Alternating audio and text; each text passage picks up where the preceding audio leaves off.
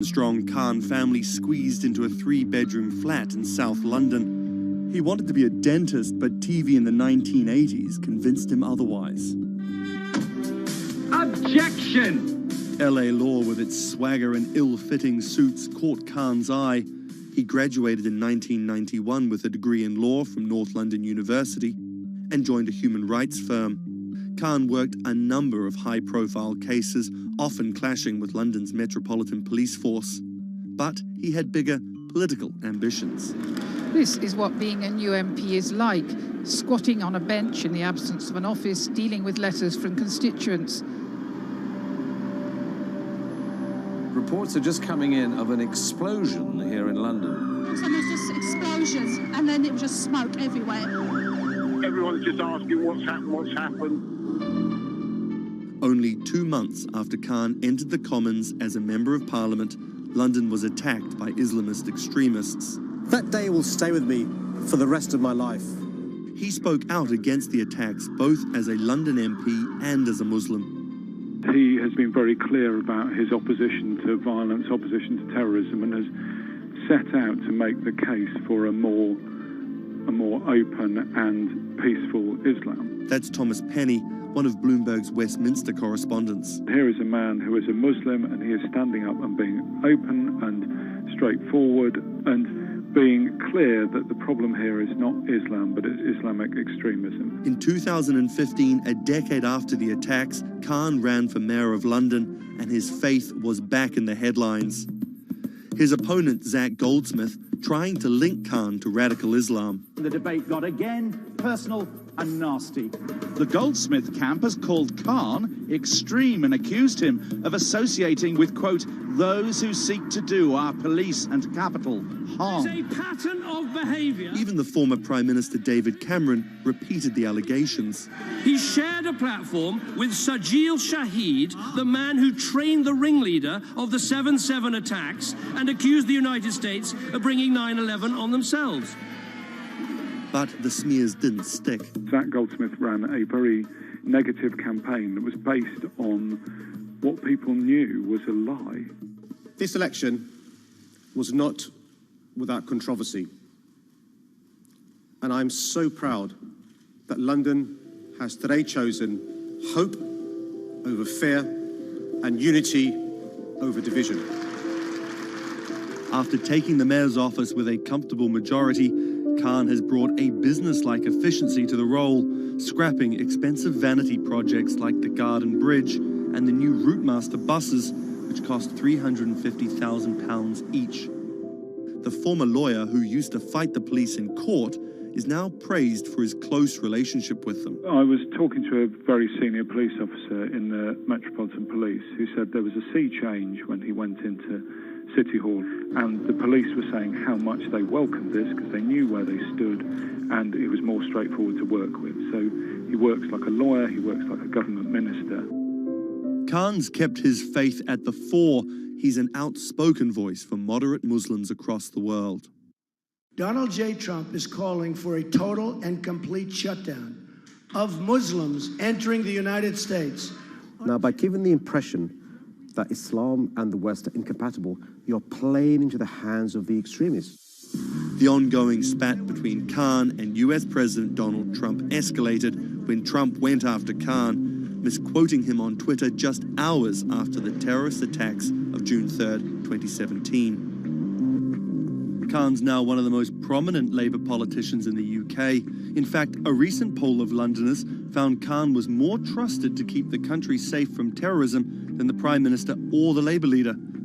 His story of going from the son of an immigrant bus driver to the mayor of one of the greatest cities in the world plays well with Londoners. But can he appeal to the rest of the nation? Has Khan got his eye on the top job?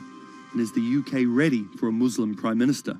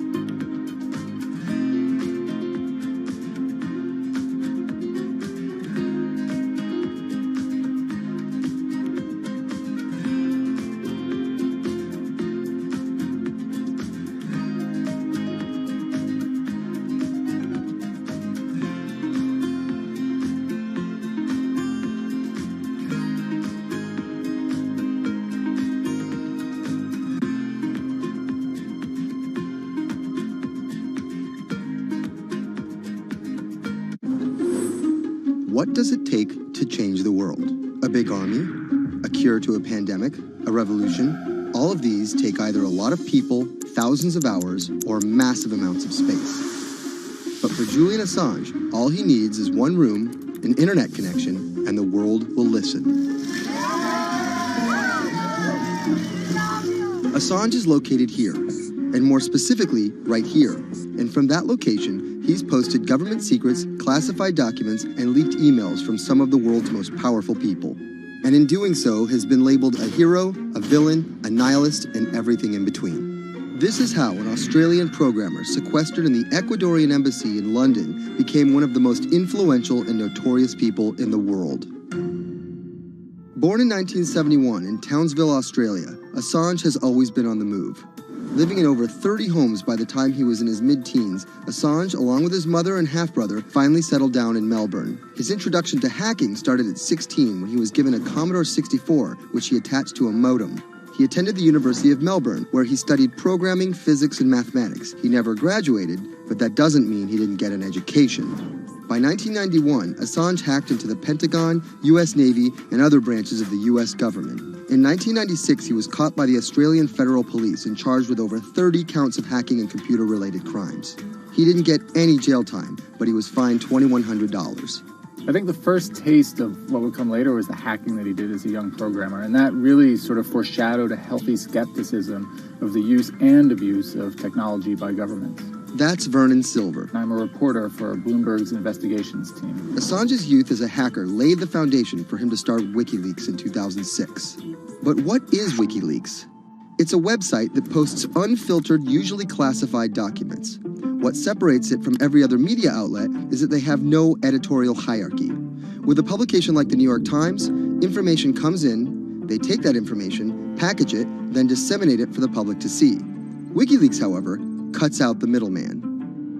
WikiLeaks gathers information, most of it given to them anonymously. So what they're doing is really very simple. They get the information in one end from who gives it to them and out the other with sometimes minimal interference. Julian Assange is the leader of that, the mastermind, the creator, and really, because he thinks of it as a journalistic enterprise, the editor-in-chief. But every story starts with a source, and Assange has some unconventional sources.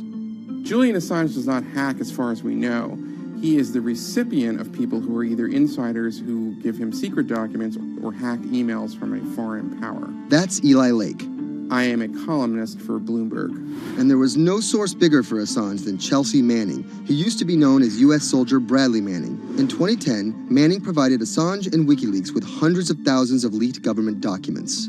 WikiLeaks quietly began releasing the documents in February of 2010, then made big headlines in April by posting what is now known as the collateral murder video. Come on, fire! It was a vivid, graphic video. It changed the debate on the Iraq War, and importantly, it put WikiLeaks on the map when they put it online, and they couldn't be ignored at that point. And those leaks were just the beginning. They went on to post more than 90,000 leaked documents known as the Afghan war logs, 390,000 documents known as the Iraq war logs, and 250,000 private messages between diplomats called cables in what is now known as Cablegate. These leaks were met with very real ethical questions. The problem with publishing those cables was that a number of confidential sources for U.S. diplomats who faced real danger when their names were exposed. Then Secretary of State Hillary Clinton drove the point home that every country, including the United States, must be able to have candid conversations about the people and nations with whom they deal. Shortly after Cablegate, the Swedish government issued an arrest warrant for Assange on allegations of rape and molestation. He claimed the allegations were fabricated to get him extradited to the United States, a claim the U.S. government denied. Either way, Assange's next move was to seek refuge in the Ecuadorian embassy, which really was the beginning of the new chapter in his life and what we're dealing with now, which is him being stuck in London. What was supposed to be an office in an embassy is now Assange's self-imposed prison to this very day. But that doesn't mean he's slowed down. Since being trapped in the embassy, WikiLeaks has released files about Guantanamo Bay prisoners, Syrian political figures, and the draft to the Trans-Pacific Partnership. And then came the 2016 U.S. election. Thousands of leaked emails showed Democratic Party officials possibly plotting against Bernie Sanders in his race against Hillary Clinton. Over the course of 68 days, WikiLeaks released 20,000 confidential Democratic National Committee emails. In terms of the presidential race, if you look right here, when Assange released the first batch of emails, Trump actually takes his first lead against Clinton. I think we've had enough of the Clintons, in all fairness. Once WikiLeaks started exposing secrets of the Democratic Party, Julian Assange became a hero to many on the right. Public opinion kind of flip-flopped. WikiLeaks. From the emails, we now know Hillary Clinton's campaign manager makes risotto, and also how the DNC squashed Bernie Sanders' campaign. One thing we don't know is who gave Assange the stolen emails in the first place. Many leading Democrats say they suspect it was the Russians. They released an analysis from a private cybersecurity firm that had said it was the Russians. But Assange claims our source is not the Russian government, and it is not a state party. So this is where we stand today. The public still doesn't know who provided the emails to WikiLeaks. Meanwhile, Assange is still running WikiLeaks and still releasing documents. In March 2017, he started publishing documents from the CIA's Center for Cyber Intelligence called Vault 7. The CIA, the agency charged with finding and keeping our top secrets, can't keep its own secrets. As long as Assange has a connection to the world, no government secret will be too far from exposure. Julian Assange is still in the embassy. Maybe he'll leave, maybe he won't. Kind of regardless, his work has been done. He's changed the way people think about their governments, about their own secrets, about their own hackability, and really the world has changed because of him.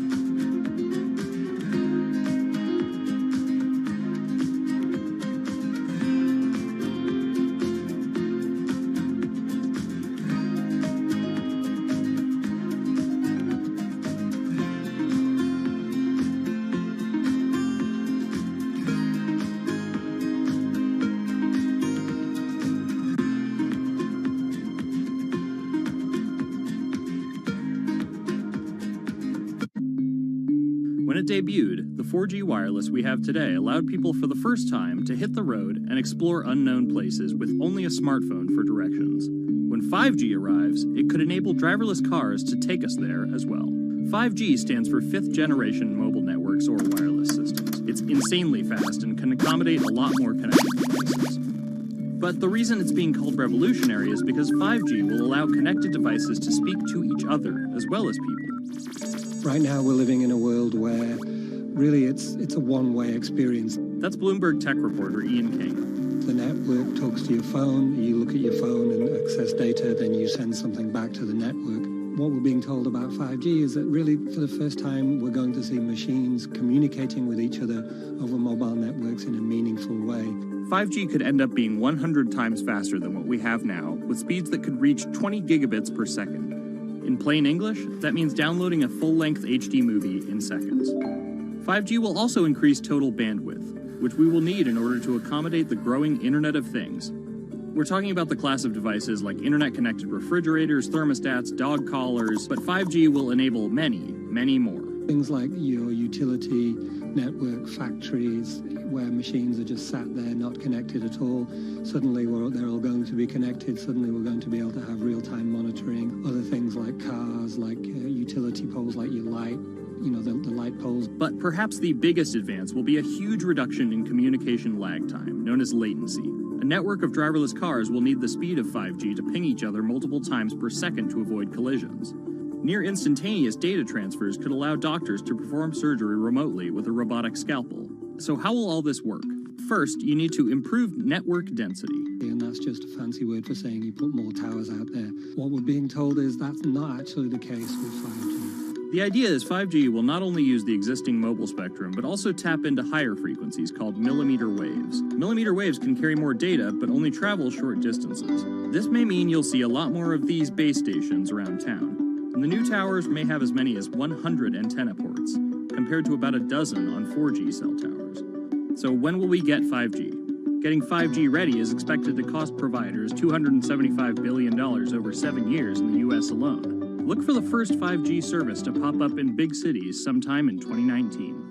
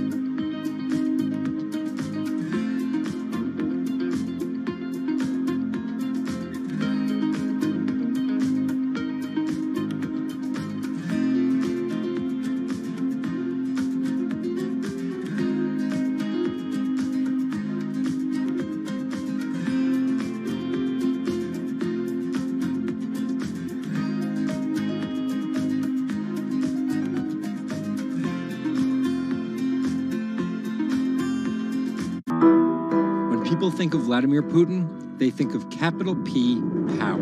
And that's exactly the impression he creates. Whether it's physical power, firing different weapons, riding in various James Bond-esque modes of transportation, or tossing hapless opponents in judo. Or political power, ruling his own country with an iron fist, crushing his political opposition, or, most recently, being accused of meddling in foreign elections for his own benefit.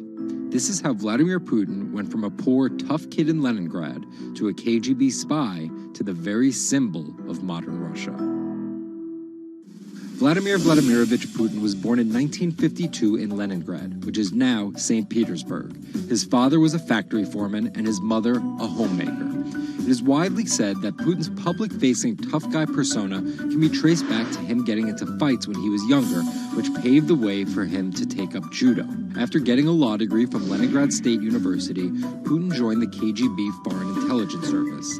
He spent 16 years in the KGB. When Putin returned to Russia, he began his political career. He went to work for Anatoly Sobchak, who was then the mayor of St. Petersburg. That's Leonid Brzezinski. I'm a columnist at Bloomberg View. Putin thrived in Sobchak's administration because he was sort of considered pretty efficient city official at that time. He was very loyal to Sobchak. So loyal and efficient that he was noticed by Yeltsin's close circle.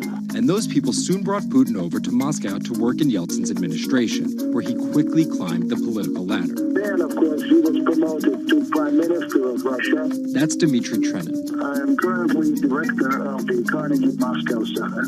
Around this time, Yeltsin and the people around him, the so-called family, decided that Putin would become Yeltsin's successor. And then this happened. The apartment bombings were carried out in 3 Russian cities, killing 293 people and injuring more than 1,000. Putin immediately accused Chechen separatists for the bombings and followed it up with action. He was credited with having a very successful military campaign against the terrorists. And it worked. After that, he became an heir apparent in the eyes of the Russian people. 3 months later, Yeltsin resigned. And on his way out, a famous exchange. He was getting into the car in the Kremlin, and the last words that he addressed to Putin before getting into his car was, "Take good care of Russia." So Putin took over as president, and 3 months after that, won his first election. But just because Putin won the presidency, that didn't mean he had all the power. This is Michael McFaul. I was U.S. ambassador from 2012 to 2014. In the 1990s, there was a fire sale of all the things worth owning in Russia, and certain people, the oligarchs, did better than others in that fire sale, sometimes called privatization, and those people tended to be well connected with the Yeltsin regime, and they weren't Putin's friends. But they probably miscalculated, thinking that they could easily find a way to influence him. It became impossible almost from the start. From that very moment, there was warfare between him and the oligarchs. That's when Putin gave the oligarchs a choice. Putin's way? Some of those people from the 90s managed to figure out a new way of dealing with Putin and have survived. Or prison. Others could not find common vision, and so they lost their assets. Khodorkovsky once was Russia's richest person, worth $15 billion, but he ran afoul of President Vladimir Putin and spent a decade in prison. With domestic power consolidated, Putin focused on restoring Russia's global influence. Putin is the guy who believes in the expansionist Russian state. Georgia and Ukraine and all the other Soviet republics that split off when the Soviet Union fell apart, he still believes that they're traditional Russian satellites. A lot of his strategy is about keeping them in the orbit. That Yeltsin line, take good care of Russia, that's how he understands it. And he used annexation and invasion, as well as oil, gas, and trade to keep former Soviet republics in Russia's orbit. In 2008, Putin's 2 terms were up, and he decided to step down as president. Dmitry Medvedev stepped in as president, and Putin went back to prime minister. But really, Putin never left power. He pretty much continued running the country, and Medvedev was a bit of a figurehead. There was actually a period of cooperation between Russia and the U.S. that benefited both countries during Medvedev's presidency. Because Medvedev did not have the same negative attitude towards the West as Putin did. But when Putin came back to run for a 3rd term, in the lead up to the 2012 election, it is widely believed that both the presidential and parliamentary elections were rigged, and Russians took to the streets. Putin blamed the protests squarely on America, and more specifically, Secretary of State Hillary Clinton. He believed that she had sent, and this is his words, a signal to demonstrators. Still, Putin won by a huge margin and set about crushing the protest movement immediately upon his return to the Kremlin. Over the next few years, Russia's economy tumbled. Putin annexed Crimea, leading to sanctions. The price of oil fell drastically. The ruble hit a new low, and America played down Russia's influence, with Obama calling Russia a regional power. Despite all of that, Putin's approval rating remained sky high, and then an opportunity for payback.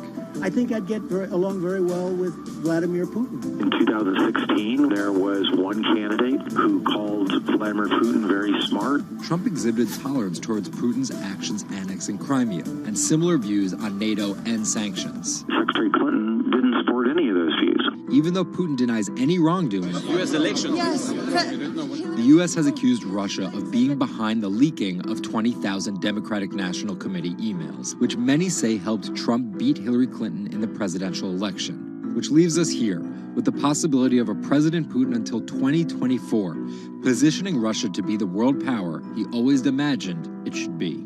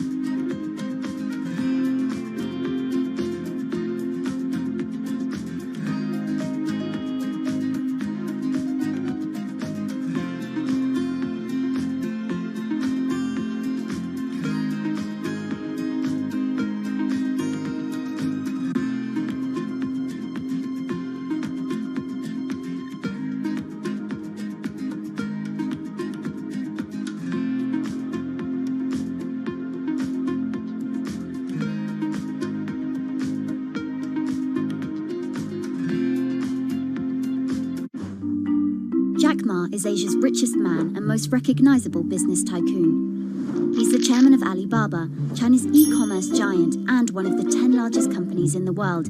Yet he still wants more. We know where we're going. We want to be the 5th largest economy. Big words from the man some call Asia's Jeff Bezos. He's confident, he's charismatic, and he's definitely not the average CEO.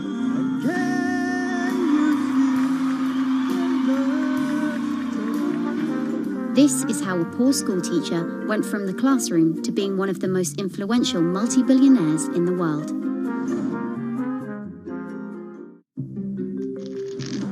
Ma was born in China's southeastern city Hangzhou in 1964. His parents were traditional musician storytellers.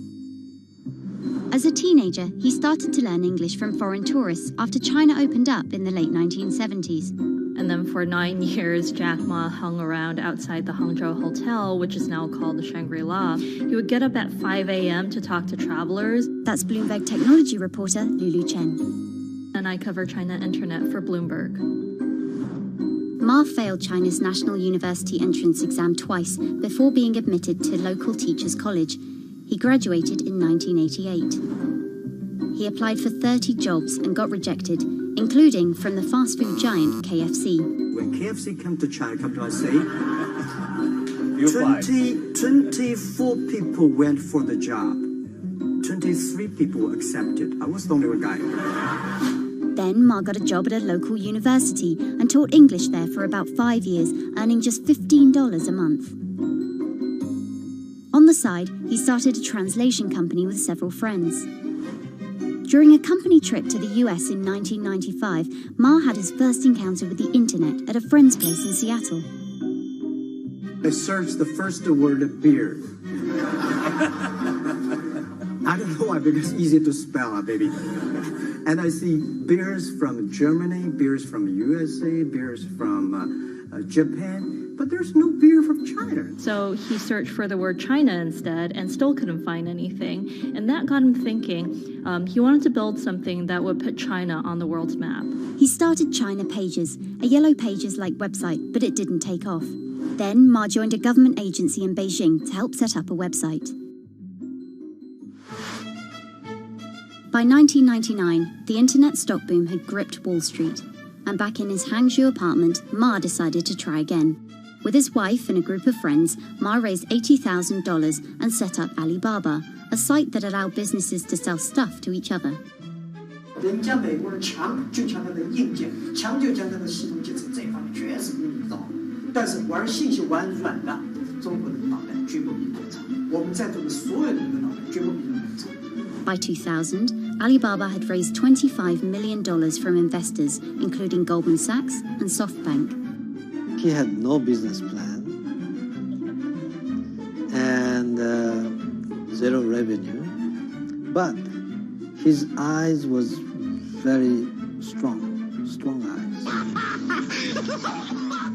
In 2003, Alibaba started Taobao, a platform for individual sellers to trade with each other, and publicly declared war against eBay, who had started to make a foray into China. Jack Ma has this famous saying that Alibaba is a crocodile in the Yangtze River, whereas eBay is a shark in the ocean. And if they fight eBay in the ocean, then they'll lose. But if they fight them in the Yangtze River, then they have a home base advantage. In 2007, just 1 year after it forced eBay out of China, Alibaba debuted its business-facing division on the Hong Kong Stock Exchange. But it delisted 5 years later as its performance sagged. But in 2014, Alibaba raised $25 billion in the world's biggest IPO in New York. Everybody should have a dream. What if that dream comes true? After achieving dominance in the business of e-commerce in China, Alibaba has been building an internet empire worth $472 billion, with businesses in cloud computing, online video streaming, movie production, healthcare, sports, retail, and even news media. Alibaba buying into South China Morning Post really raised eyebrows. This is the largest English newspaper in Hong Kong, and it shows that Jack Ma's ambitions weren't limited to e-commerce. He wanted to influence not just Chinese users, but also overseas users as well. The US has criticized Alibaba for allowing companies to sell counterfeit and poorly made goods, but in China, it enjoys the favor of China's government. It's part of Ma's company philosophy. In love with the government, but don't marry with them. Jack Ma is an extremely fortunate man for jumping on the internet sector so early. Note that this is a person who has no coding skills at all. He's a natural showman and a gifted public speaker and really able to convince others to believe in his vision. Ma's vision of growing Alibaba to be the world's 5th largest economy faces strong competition at home and abroad. It will require more than just naked ambition and charisma, but Ma is great at getting himself in the right place at the right time. So far, it served him well.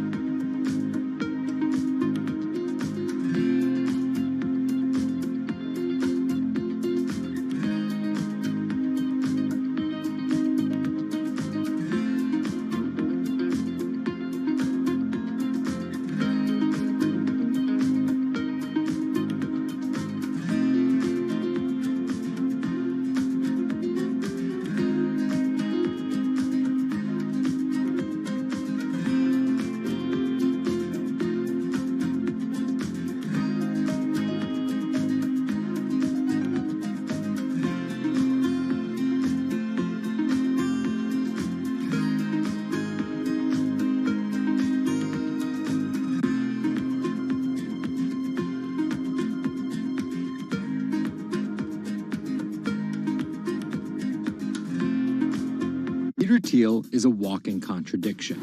He got his bachelor's and Juris Doctorate from Stanford, but speaks out about the horrors of higher education, saying college is as corrupt as the Catholic Church was 500 years ago. He's a staunch supporter of the free press, yet he bankrolled a lawsuit to bankrupt an independent media company. But these were not journalists. And most of all, he's an immigrant libertarian who's the most public supporter of Donald Trump in all of Silicon Valley. What Trump represents isn't crazy, and it's not going away. This is the story of how an openly gay, immigrant genius, libertarian billionaire went from tech contrarian to Silicon Valley's biggest Trump supporter.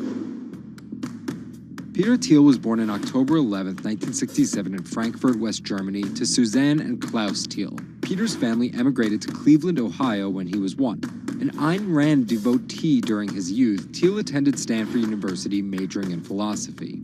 His Stanford experience shaped a really big part of who he decided to surround himself with. That's Lizette Chapman. And I cover technology and venture capital here at Bloomberg. He and his Stanford friends made their first big splash in tech with PayPal. After selling to eBay for $1.5 billion, they would become known as the PayPal Mafia for each incredible success after PayPal. For Thiel, that began with an early, modest $500,000 investment in Facebook. And in VC speak, early means big risk, but also big reward. He turned that initial $500,000 investment into more than $1 billion in cash. But Thiel was just getting started with Facebook, and he went on to make a whole bunch of wildly successful investments. From SpaceX to Airbnb to one of the largest, most powerful companies in the United States, if not the world, and of course that's Palantir. The incredibly controversial secretive data mining startup he founded with his colleagues from PayPal. It connects data silos and then allows non-technical people to search that information for patterns. Data like financial information, feeds from video cameras, biometric details, passport information, flight manifest. Palantir doesn't talk much about how they collect this data, who has access to it, or what they do with it. But they have contracts with the Department of Homeland Security and the CIA and the Department of Justice and the Securities and Exchange Commission and several other federal agencies. It's the richest company you've never heard of, valued at $20 billion. But there are plenty of obscenely wealthy people in Silicon Valley. What makes him different... He's a complex ball of multiple contradictions. Take college, for example. Even though college was extremely important for Thiel, there's something called the Thiel Fellowship. In exchange for dropping out and a promise not to pursue college, Thiel would give them $100,000 each. You basically tell people that if you get a diploma, you're saved.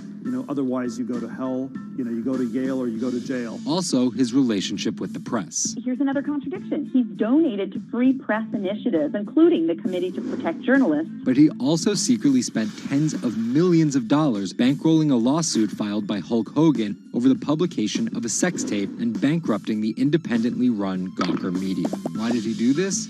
Because in 2007, one of Gawker Media's blogs, Value-Ag, outed him as gay. And with the lawsuit, he found an opportunity to get back at them by funding the lawsuit that Hulk Hogan was able to bring then, but he wouldn't have been able to do that without Thiel's money. And finally, Thiel's biggest contradiction, his endorsement of Donald Trump. When he was asked about his support for Trump, he was surprised at the outrage that came with it from many of his colleagues in Silicon Valley. He didn't want more of the establishment. No matter how crazy this election seems, it is less crazy than the condition of our country.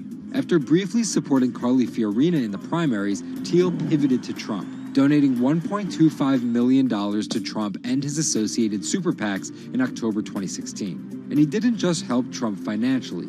He gave a full-throated keynote speech supporting Trump at the Republican National Convention. I'm not a politician, but neither is Donald Trump. He is a builder, and it's time to rebuild America. And when Trump was finally elected, Thiel was given the reins to an enormous amount of power. And I want to thank you, man. You have a very special guy. He was named the transitional advisor. And in that role, he did a lot of interviewing and a lot of vetting to fill hundreds of cabinet positions and different jobs within the administration. But it turns out Thiel's support isn't unconditional. Talking to people who spend time with him, I have also heard that he is no longer a great supporter of Trump. It was reported that Thiel was unhappy with the direction of Trump's presidency. Ever since, he's been mum, making no public appearances, no statements, and staying out of the spotlight altogether. Although there have been suggestions that Trump could tap Thiel for a top intelligence post or ambassadorship, there's no indication he'd accept. He's described his relationship with politics as schizophrenic. He gets really involved, and then he runs away as fast as possible. Whether Thiel takes a new position or simply continues as a board director at Facebook and Palantir, at just 50 years old, he's primed to wield some serious influence in technology and politics for decades to come.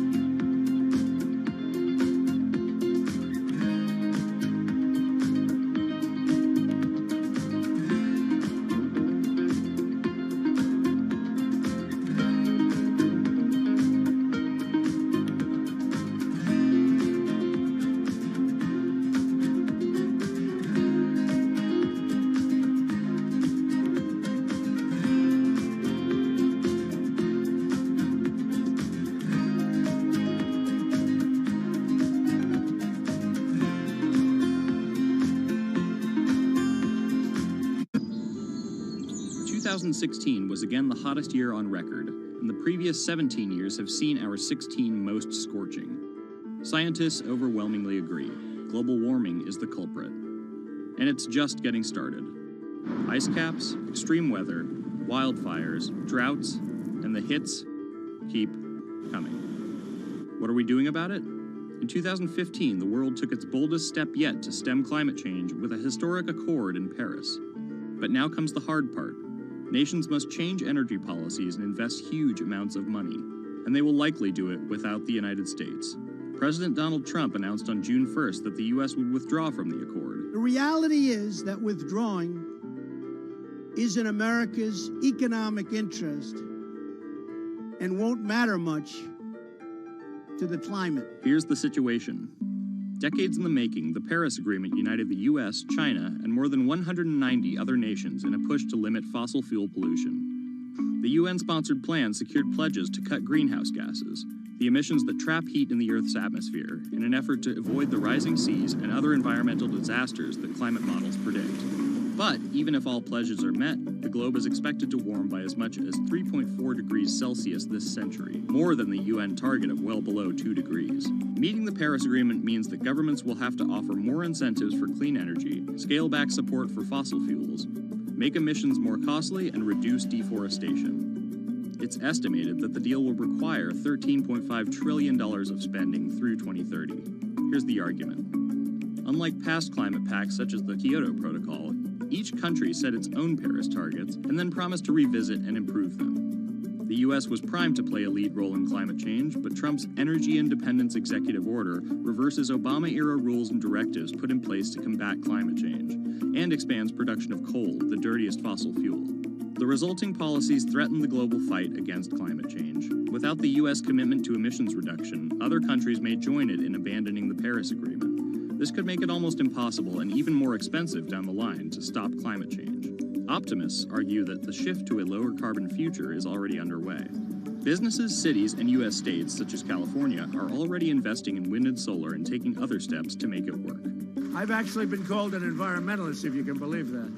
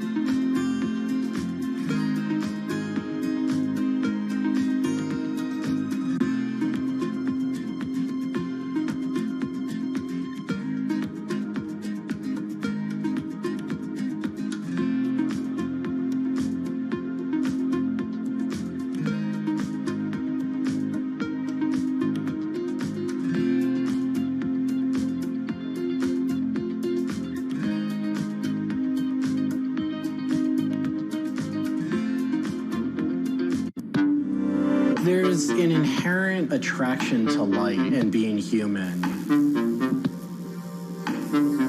And I think on a very deep psychological level, light is this way in which we experience the energy surrounding us in a very personal manner.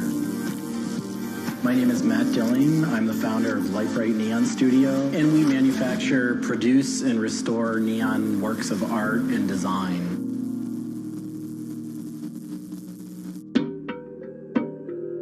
origins of the creative content of a lot of the work at Lightbright comes from a variety of sources. Sometimes people come with a napkin sketch. Some people come with an Adobe Illustrator file. And we have a whole design team who then we kind of work together to help create layouts of what it might look like. Scale it up and create a paper template using a pen plotter. And that paper template actually becomes our guide for what we're going to bend the neon to. We take from the office into the glass shop. We pick out the right size tubing with the right color for the right size project. From there, we heat up the glass tubing. The torches heat the glass well in excess of 1,000 degrees in order for it to get into its molten state. We heat up and bend the glass tubing to match the template. One of our chandeliers has over 100 different bends in it. So each one of those bends has to be marked for a heated up bend. We also have to allow the glass to cool between the bends so that the next area can be worked on and heated up in its own unique fashion. It turns into spaghetti, and then we have to make sure that that spaghetti lines back up and cools to the template. We use a blow hose to connect our mouth to the tube, create a volume that's closed, and we can control the pressure in there with our mouth. There's just a variety of challenges that come up inherently in working with glass. Glass can crack due to stress, and sometimes you'll just have a batch that all it wants to do when it gets near a torch is crack.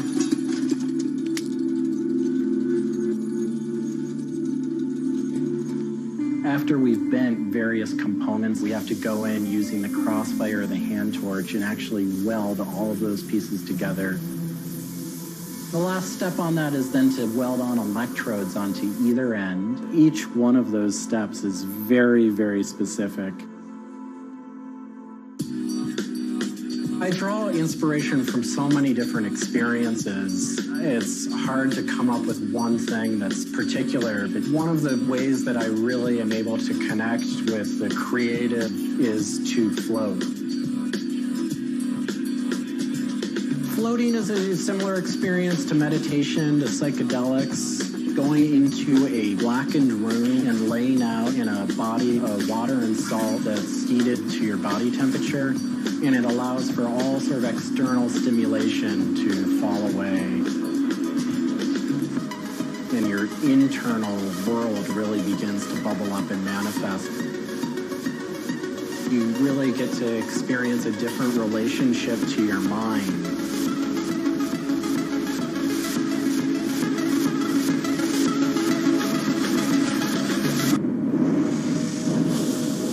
I think I work with neon because I can't not work with it.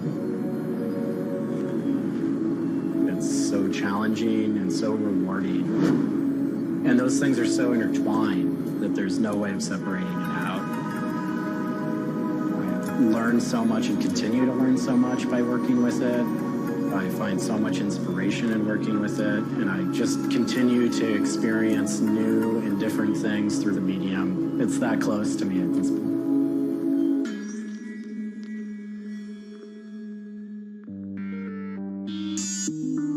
Once the neon tube is completed, we have to hook it up to our manifold for bombarding. The manifold is opened, a vacuum is drawn. We check the tube for leaks with our Tesla coil. We close the tube back off, and we heat it up using a very large and powerful transformer. As the tube is heated up, it releases anything that's not inert inside the tube, and we evacuate that out. We introduce the gas into it. And we seal the tube off, sealing into that tube whatever gas we introduced into it. I think my favorite part of making a neon light is when you see it lit up for the first time. Different gases, when electrified, emit different wavelengths of light. Neon gas is this very bright orange, fiery red color. Argon gas creates a very intense blue, but that light output that is produced can then be expressed in a different wavelength by coating the inside of the tubes with a phosphor coating that takes that one wavelength of light and emits a different wavelength. bring it over to the aging table, where we hook it up to an age-in transformer and allow it to settle, age the gas in that we've introduced to it.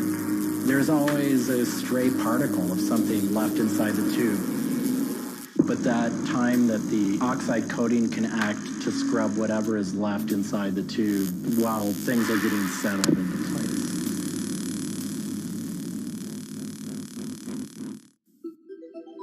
Once the tubes are aged in, we move on to our process of assembling two halves of the fixture together in a jig, gluing up the center of the fixture to its spindle. Once the adhesive dried, we would connect the wires from the fixture together into a transformer, and we turn on power and it lights up.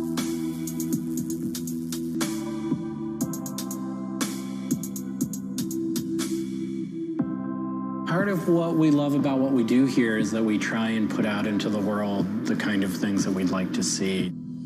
I still am surprised when it lights up. I'm still excited when I get to see it illuminated. There's an ineffable quality to it. To me, it is this insight into the inner workings of the universe. It literally is. It's a way of looking at what is surrounding us in the cosmos in a new light.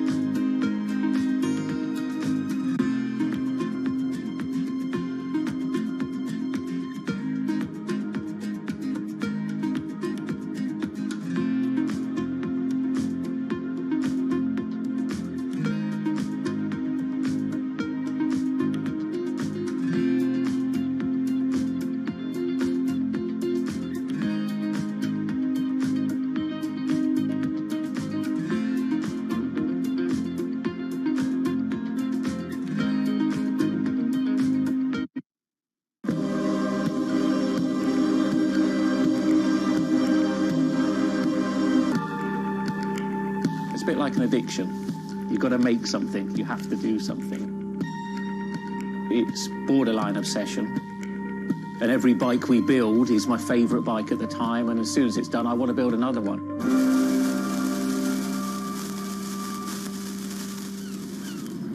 It's Spend cycles is something I've been thinking about ever since I started cycling in my late teens.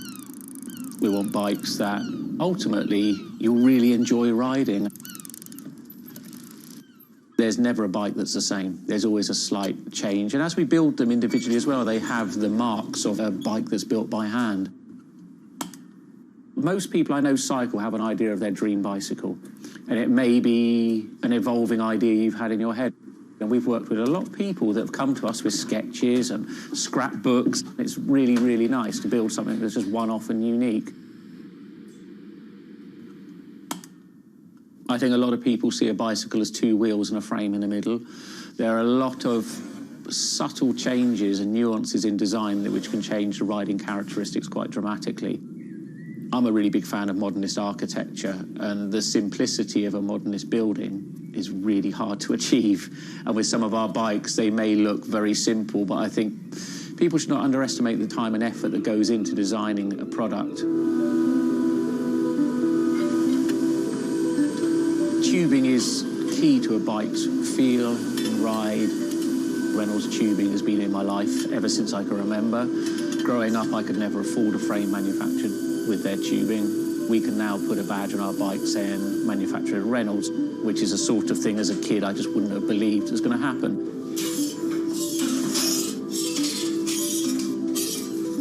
Every part of the bike has a specific tube. It's not universal. The first thing we do is get the tubes out, check they're correct, check the wall thicknesses, sand the edges, make sure it's all really clean, because if it's not clean, the tubes won't join together correctly. We build in steel because I still believe it's one of the best materials to use. It's been used in bikes since the late 1800s, and they're still using it now for a very good reason. It's the flexibility that we can replace the tube, repaint the bike, and you wouldn't know it's damaged. I just like working with it. It's very sculptural. This isn't sort of aerospace precision engineering. It's a steel rule and a marker. So when we're cutting the tubes, it's within a mil or two. But what we're trying to do is take the best from bicycle building in the past and add a little bit of modern flair to it.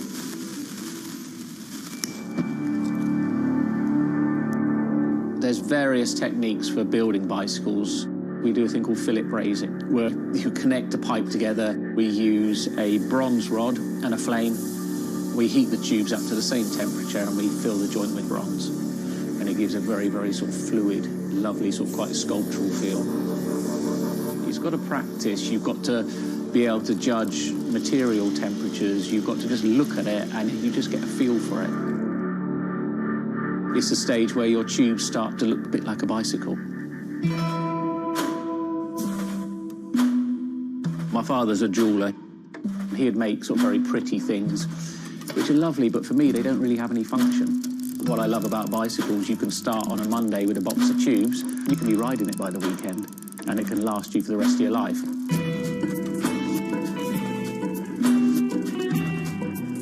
Outside of the frame and forks, the other most important part is the wheels and tyres. When you build the wheels, you have to lace them, so there's little holes going all the way around the rim. You poke the spoke through. We do build all our wheels by hand here because a machine can't get 30 years worth of wheel building experience. Colour is very, very personal. With any of our bikes, you can have them painted whatever colour you want. We've matched one to a teapot, so we can get that scanned and we can match that, or someone's favourite item of clothing. I like to let the bike sit for 4 or 5 days minimum, just so the paint can have time to cure a little bit, and then we assemble it. We get out all the new components, and it's a case of putting them together. Some bikes you can assemble in 3 hours, some will take 3 days. And we've built bikes that cost in the £10,000 plus mark. Some people, they're saving up and this is their bike and they're going to own it for the rest of their lives. So we just want to make sure they get the right thing.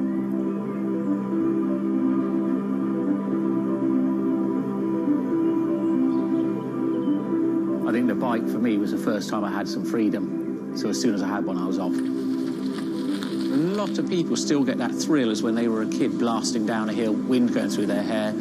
It's fun. Everyone has their favourite jacket or something that just makes them feel good. If you've got a bike that fits well, you actually feel part of it. Building bicycles as a creative outlet is fantastic. It's not something you do because you're going to get a big paycheck at the end of the day. You do it something you have a passion for it.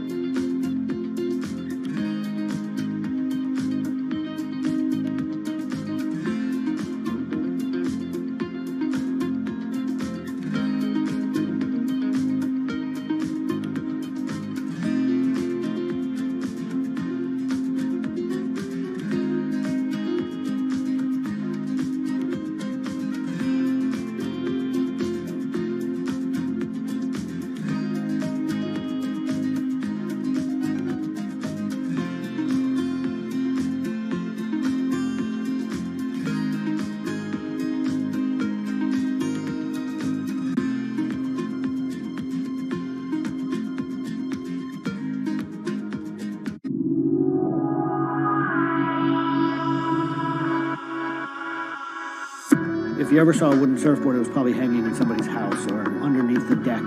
But kind of in the last 10 or 15 years, wood has made a big comeback. They surf wonderfully.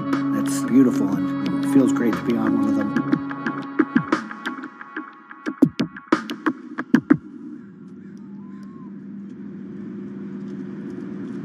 I always had a love for wood and kind of passionate about things that went in the water. I've kind of been around wooden boats most of my life. There's just so much character. The way they're built, the stories that come with them, a lot of that has translated over to why we build surfboards the way we do. When we first started thinking about building surfboards, wood was the natural material we chose. They have a very high strength to weight ratio. Wooden surfboards have the longest history of use in the surf world than any other material.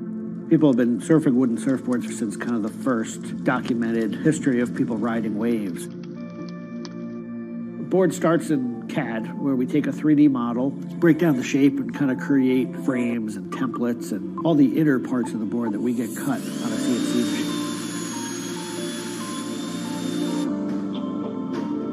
We take those frames and we just pop them out, assemble the frame into kind of a skeleton. We go out to our lumber shed, pick a bunch of cedar, and bring them into our mill shop, put glue along the edges, clamp it all together into a panel. Everything's book matched, you have symmetry in the colors and texture of the wood. Cut your outline. Take our assembled frame, gently put it down right on top of the plank.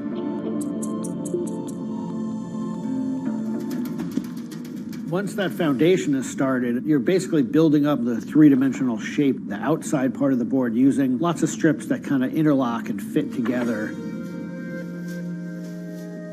Every piece of wood is going to be different, and it's all going to react differently. There are frustrations with it, but I think that's one of the things that keeps it challenging. You learn to read the kind of what the grain lines are doing and what the color of the wood is telling you.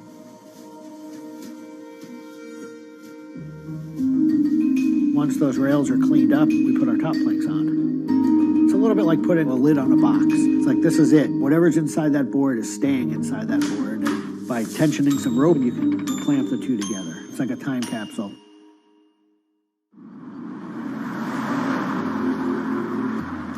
What makes our boards unique are they are built right here in York. They're built using material that grows right here in the state of Maine. They're built 100% by hand by local craftspeople and surfers.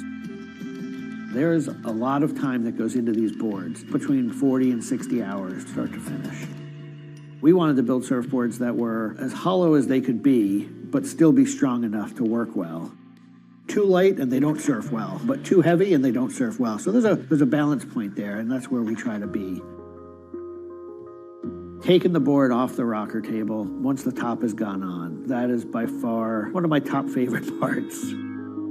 It's just you and a shaping stand, a board, and a hand plane. Everything else is out of your view. It's simple, it's pleasurable, it's quiet. You can be with your thoughts and you can just kind of be present.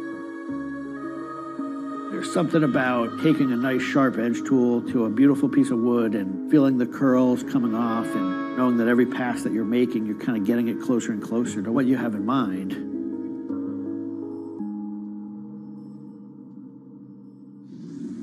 Once we've shaped it down and the board's looking like it's supposed to look like, it's time for it to go into the glassing room. 4-ounce fiberglass, laying it over the board, draping it over the edges, cutting it, applying epoxy, and on the board. Once both sides are lamb coated, it's time to put in the hardware. Drill and router and install the fin box. And on the other side, we drill and put in the leash plug and a vent. There's a lot of air just naturally inside the board, and that air wants to expand and contract with temperature changes. And that vent has a little piece of Gore-Tex fabric in it, and it allows air to kind of breathe both ways, but it doesn't allow water to get in. Once all that hardware is put in, it goes back into the glassing room. We brush a nice, beautiful, thick coat of epoxy over the whole surface, and that we call a gloss coat. That's supposed to look beautiful and glossy and shiny and flawless. You get to see that board come to life. Whatever the colors in the wood, they really come out. It just makes it look like candy. You just want to touch it and run your hands down it, and it's just kind of the icing on the cake.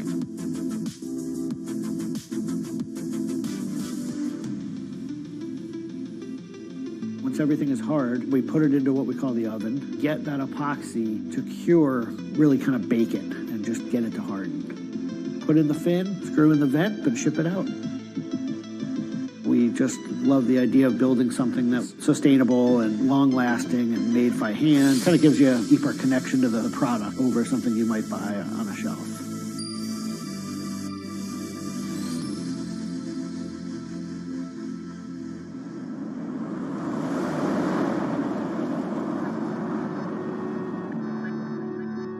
When a customer gets the board, they feel it. They 100% feel the amount of work and the amount of passion that went into the board. So I'm not really looking at hours and efficiency. We're looking at like doing it right and enjoying it as we go.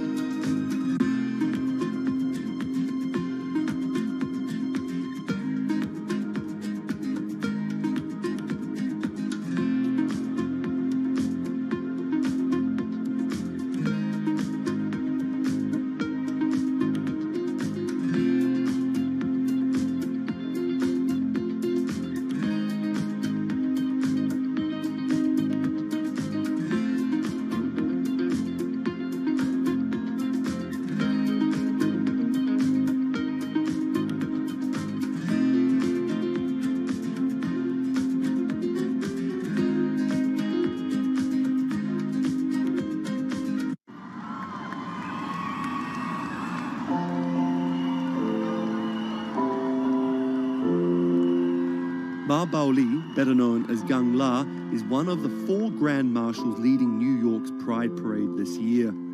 But in the country he comes from, being gay is still a social taboo. The CEO of a Beijing-based internet company is on a mission to improve the lives of millions of gay men in China. 对于每一个 LGBT 人群来说，即使这个国家不允许你跟同性爱人结婚，但是你仍然要勇敢地去选择你自己的生活，你仍然应该拥有幸福生活的权利。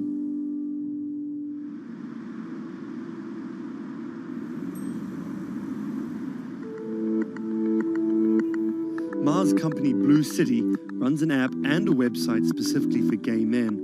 Blued is one of the biggest gay social networking apps in the world, with an estimated 30 million registered users. Unlike most other apps, Blued is more than just dating or hookups.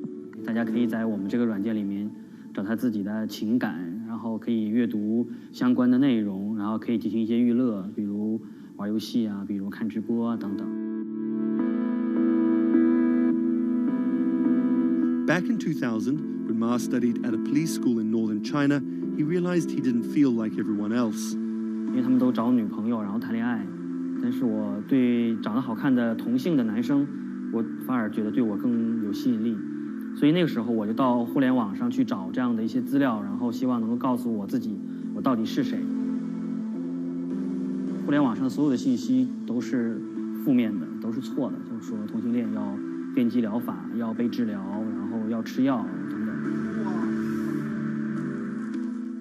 After visiting some foreign websites with different attitudes to homosexuality, Ma created his own site for a Chinese audience, encouraging people that 他们也是正常的，他们不用自卑，然后也不用自杀。Even though attitudes towards homosexuals are slowly changing in China, it's still a social stigma. The virtual world of Blued, where members can be open about their sexuality, is for most a striking contrast to their real lives. This is live streaming, a function added to Blued in late 2015, right as the internet craze was starting to take off in China. Many self-made stars like Jin make decent amounts of money by receiving audiences virtual currencies and gifts. 我们不是彼此的初恋，初恋这种事儿多不靠谱啊。For Kyle and Klaus, a couple who have come out, live streaming on Blued means something different. 其实我经常会收到很多粉丝的一些互动的留言，就是类似就是说你们让我们看到了同志情侣之间的一些希望啊，我看到这样的留言我是很欣慰。The government's rules for acceptable content online may shift quickly in China, with LGBT material in a grey area. Many companies feel the chill of the recent internet crackdown, but Blue City still runs as usual. Ma has won the Chinese government's trust by helping with HIV prevention among gay men. A third of the company's staff are dedicated to screening pornographic and politically sensitive content. 我不太多的愿意去对抗，我更多的愿意去对话，去改变他们的想法。我觉得这个可能在中国来说是更有效的。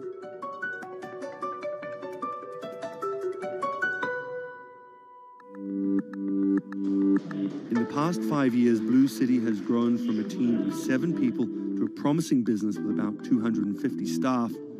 Ma said the company earned over $15 million last year, mainly through advertising and selling virtual currencies to live streaming audiences.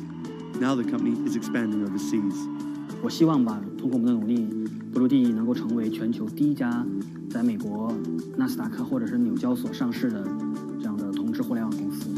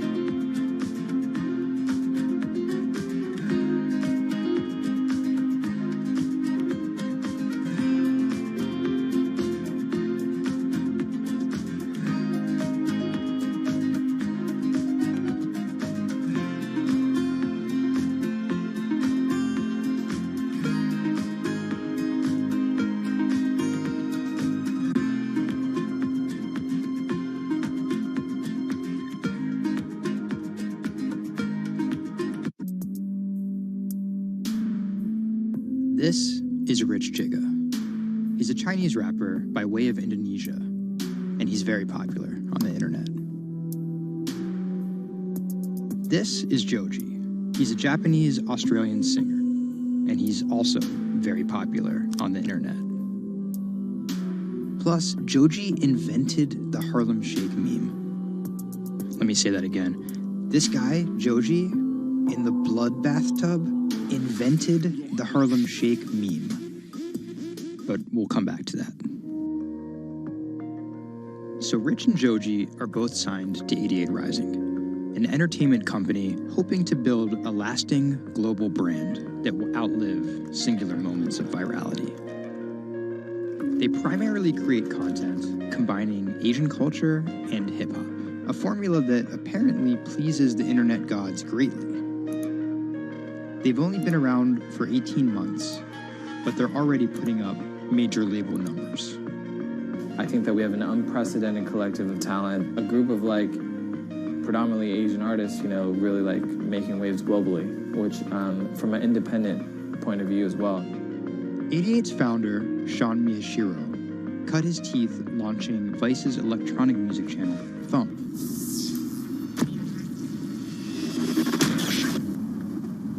But quickly, Sean became interested in life beyond dance music. I knew that after launching a whole content platform that I have kind of the ability and the know-how to do it again, but like for what was the question? So Sean moved to the Bronx to start over and figure it out. He couldn't afford an office space, so he worked out of his car at the top of a grimy parking garage. Everything kind of started here. If you look around, this is my environment. This is my serenity, really. 88 Rising was built here. Built on the grounds of LA Fitness, residence in a parking garage. I was living in the Bronx. I'm just like, damn, where the hell do I go? So I just come up here and I just kind of figure things out every single day. Being like, okay, what the hell is this thing? Coming here was kind of like my own kind of private office, basically. Like, to be honest, I would even go to the bathroom here. I would like take pisses here, you know what I mean? Like, it was, you know, it's just too far to go back down there. When I need Wi-Fi, I'd spend a good part of the day at Dunkin' Donuts. Hi, how are you? Can I get a chicken snack wrap? Before 88 Rising officially launched, Sean caught a surprise break in the form of a Twitter friendship with a funny 16-year-old kid from Indonesia named Brian, who taught himself English by watching Rubik's Cube tutorial videos on YouTube. Seriously, that's true. I thought his Twitter was genius, from the future, just crazy, and like just the shit that he was saying, like the memes he was making. But I didn't know that he rapped or anything like that. I really didn't, and he came up with that stick like 2 weeks later. 12 in the morning, pop shells for a living and baby gon' smell blood trail every minute road. Dat Stick was Brian's first ever attempt at making a rap song, and it immediately went viral. Everything was great about it, but the one thing that I noticed is the song was hard as hell. Just like everything about it, man. Just like, it was menacing, bro. Soon after the video dropped, Brian signed with 88 Rising. I'll FaceTime with Rich. Sorry for calling you Rich Chiga on my phone, Rich. Brian, he gets like super pissed off that he's saved in my phone as Rich Chiga. He's like, dude, am I not a human to you? What's good, bro? What's good, brother? How you doing? Doing great. I did the sound check. How was it? It was tight. But you've been a bitch, suck a thick cock. So, Brian could definitely rap, but some viewers understandably took offense at a Chinese kid satirizing rap cliches and calling himself Rich Chiga. But if a group of well-known rappers saw the video and genuinely liked it, that could at least help validate Brian as a legit hip-hop artist. Plus, it could be really funny. It was just kind of an idea that I just had on the spot. Everything that rappers say is better and funnier and smarter and wittier. You know, it's just more entertaining. We just edit it as tight as possible, put it up, and it really worked. 12 in the morning, pop shit. Yo, this nigga got a pouch on and a Reebok pouch. This is the hardest nigga of all time. You said when you come for a chigga like me, that was dope. It's just lit, and I think people would take it as a joke at first, but it's like if he ran with that and kept doing more videos like that, it's just lit. You know, I'd never been to America before, and like all of a sudden, just like I see like all the rappers that I listen to just like reacting to my stuff, and I was like, what? How did this happen? The reaction video also went viral, and even led to a remix of Dat Stick featuring Wu-Tang's Ghostface. I'll get on that track. You know what I'm saying? Yeah. Really, on the remix? Yeah. Oh, you know him?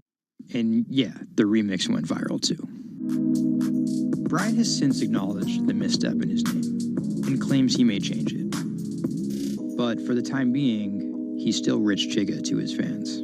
An ever-growing global audience, hungry for more releases from emerging talent around the world. I didn't know that it was gonna be this impactful and this important to people, and I'm very thankful and blessed that it has. And every day now that I wake up, it's like it's just like a new mission every day. A major part of that mission involves Joji. Remember the bloody bath guy? He's a former YouTube personality in the middle of a career transition. The sound of this song, Will He, it's like a trap song that you can like slow dance to. Awkward prom shit, you know what I mean? I used to do crazy episodic internet videos. It was going well, and one day it was me and a few friends just in a room. We were casually chilling, and then someone plays the song, and it's brand new at the time. I happened to have a lot of costumes laying around, so I told the other guys, I was like, get in these costumes and let's just dance to it. Like, who cares? We were like, okay, let's just go crazy at the drop. So that video goes up. I go to sleep, and the next morning, everyone's doing it. Like, next morning.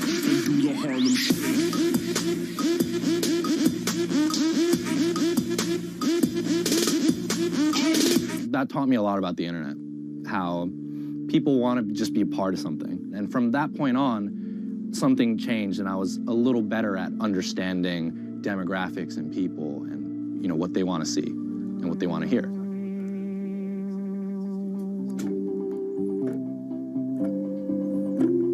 I was friends with a couple other artists who were affiliated with 88, and then I also started to realize that 88 is the bridge between Western and Asian entertainment, and I really wanted to be a part of that. Joji just released the In Tongues EP, his first project as a serious artist. Joji's In Tongues record came out a couple weeks ago. It's #2 on Billboard on the R&B charts, which is crazy for, independent release, and he's like a brand new artist. And the success is even more impressive, knowing he went from creating something like this, it's just Taco Bell, what could possibly go wrong? to creating something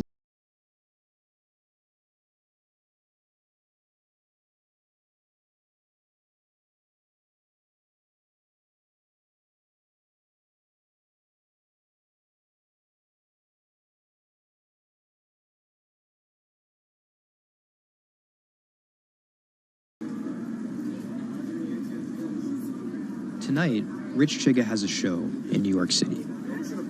Tickets sold out in an hour. I came here, I'm first online. I was here at 1. I was the third person online. So why'd you get here so early? Because I want to see Rich Chigga. I want to touch him. What do you guys think of Joji? Oh my God! That's my dad, son. You guys cop the new EP or like? Yeah. I woke up at 6 in the morning just to cop that shit. And then I listened to it, and that shit started making me cry. This is actually kind of exciting. Every time, this never gets old. Like, you live online and social media, but like, there's nothing like just being with the people.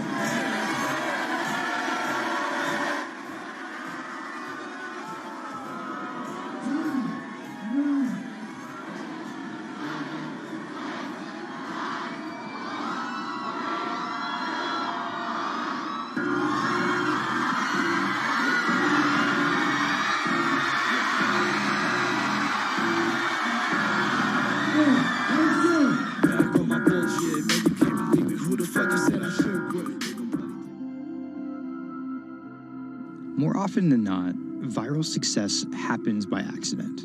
And then after an appearance on Ellen or Jimmy Kimmel, the creator's star power fizzles out.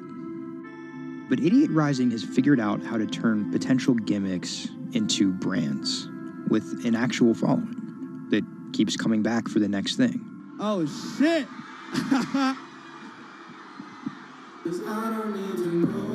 So keep an eye out for Idiot's next move. But more than likely, it won't be covered on network television or terrestrial radio. Although, as they've already proven, nowadays that really doesn't matter.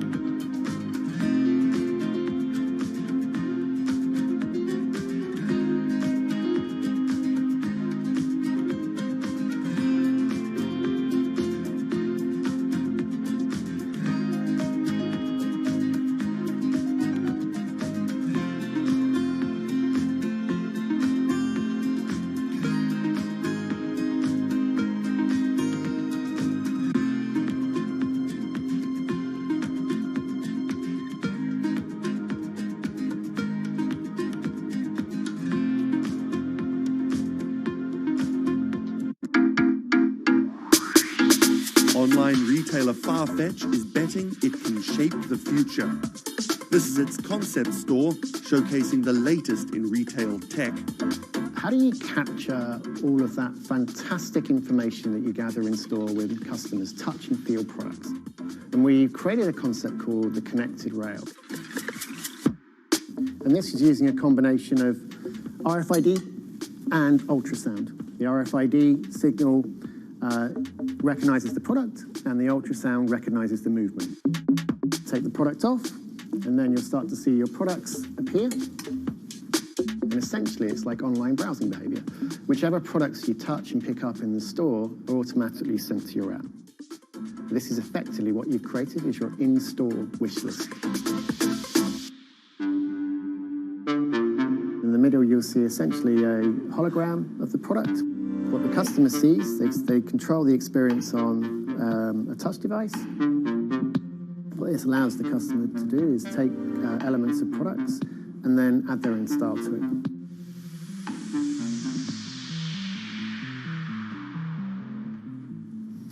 Right, so this is the connected mirror. So in this example, I see my products. I select a coat, and that's tried it, and it's slightly too big for me.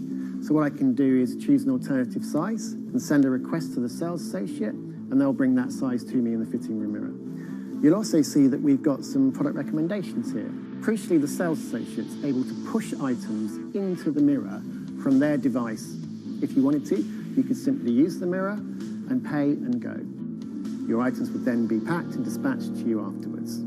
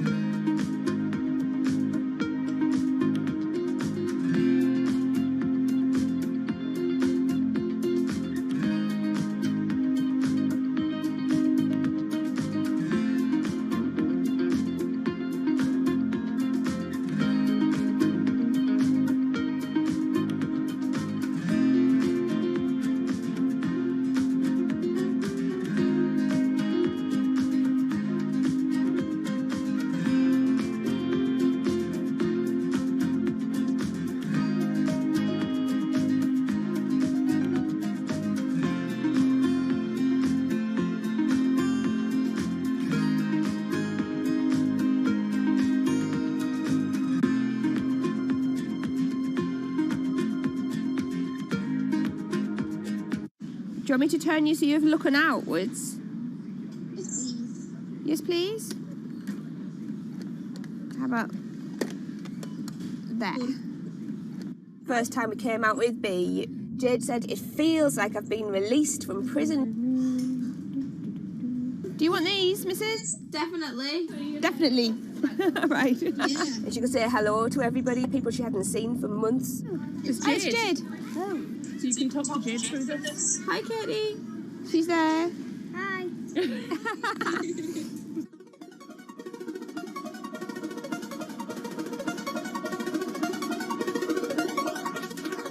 Every time anyone's seen her, they want to know why she's there. And it's kind of the opposite of when you're in a wheelchair and people see you and they kind of go, oh, should I look? I don't know what the right protocol is. When there's a tiny robot with its bright little eyes going around just looking happy everywhere, it really opens you up for conversation. You've got some friends here, look. Hiya. When I saw her for the first time, I remember thinking, this is going to change things. This is one of those points where if this was a book, this would be the cliffhanger.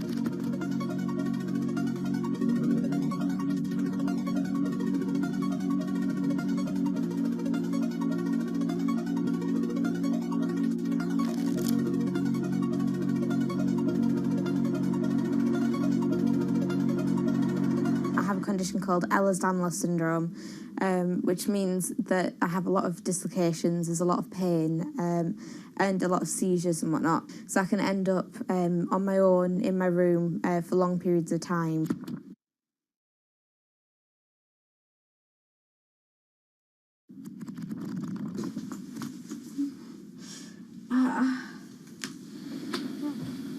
Yeah, my love. A lot of the time, with a condition like my own, of course there's the pain, and the pain is bad, and the dislocations are bad, and the seizures and being in paralysis and never knowing whether you're going to be able to wake up properly tomorrow, that's bad. But what's worse still is being able to count the number of people you see a day on one hand. Are you ready? Sure am, I'm just hoping the connection's going to stay. Yeah, me too. Alright, here we go. When you're used to just the same little metre by metre and a half window every day, and you've been there for months, being able to just see the sky from somewhere else, or the tops of trees, or a sign, is incredible. Or being able to have that kind of chat in the car that most people would probably take for granted. I'm going to go past Grandma and Grandad so you can give them a wave. Now, if Jade is particularly seizure-y, she can still take part. And that's brilliant, really, because before she would just be left in a bed or in the house with just her carers. It's quite a small world, that. Right, so there's one of her. Here, this costume I'm busy making at the moment. When I'm not on bed rest and I'm not just wearing pyjamas all the time, I enjoy being able to dress as different characters and go to Comic Cons and that kind of thing, because it just lets me show a different side of myself, and it's a bit of fun. If you can't go out that often, you've got to enjoy it when you do. Was that? Good. It's one of those weird things where I want to not have to use B because I want to be well enough to be able to go to those places myself. Like, it really makes a big difference to me to be able to go into school. But the thing is, with my condition fluctuating all of the time, I can't go into school reliably.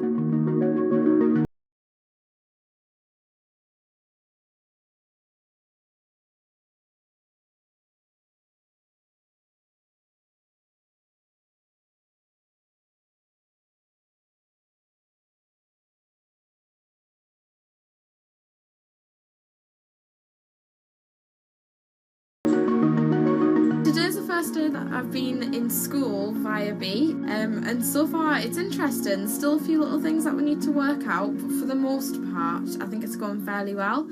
And it's brilliant because I can really tell the difference between today and yesterday. How yesterday I forced myself to go into school when I wasn't very well, and I was really tired afterwards and ended up having loads of seizures, whereas today I've been able to do all of the work.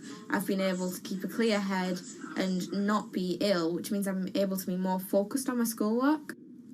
So there is my first step of working, is to simplify root 8. The algebra test is next week. Now I'm trying to make friendships which I'll be able to maintain with B.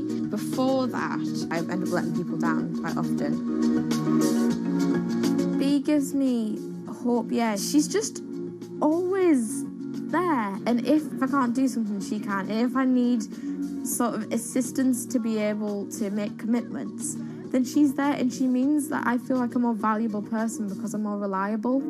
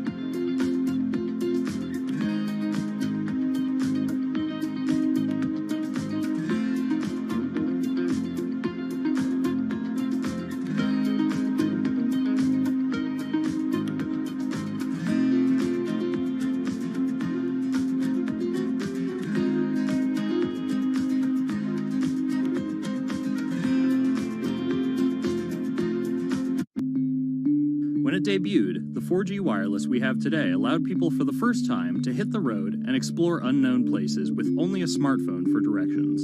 When 5G arrives, it could enable driverless cars to take us there as well. 5G stands for fifth generation mobile networks or wireless systems. It's insanely fast and can accommodate a lot more connected devices. But the reason it's being called revolutionary is because 5G will allow connected devices to speak to each other as well as people.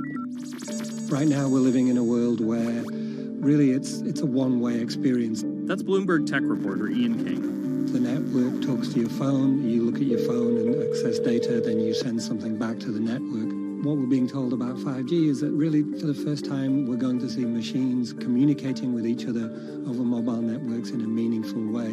5G could end up being 100 times faster than what we have now, with speeds that could reach 20 gigabits per second.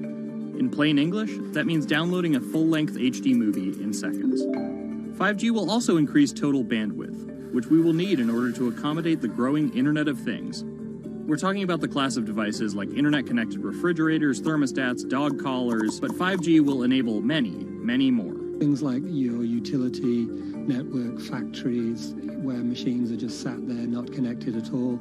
Suddenly they're all going to be connected. Suddenly we're going to be able to have real-time monitoring. Other things like cars, like utility poles, like your light, the light poles. But perhaps the biggest advance will be a huge reduction in communication lag time, known as latency.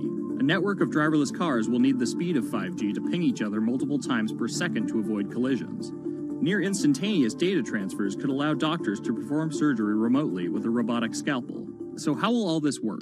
First, you need to improve network density. And that's just a fancy word for saying you put more towers out there.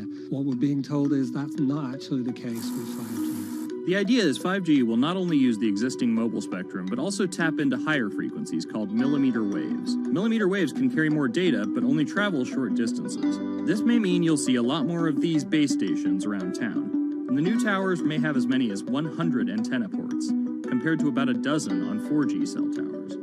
So when will we get 5G? Getting 5G ready is expected to cost providers $275 billion over 7 years in the US alone. Look for the first 5G service to pop up in big cities sometime in 2019.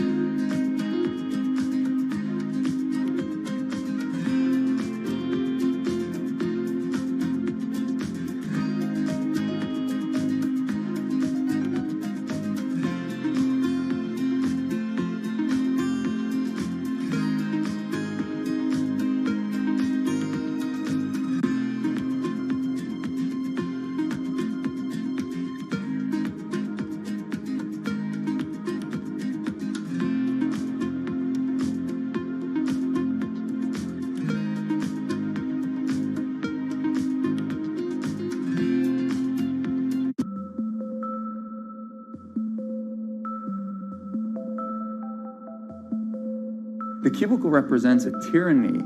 It confines your imagination, your thoughts, into a small physical area.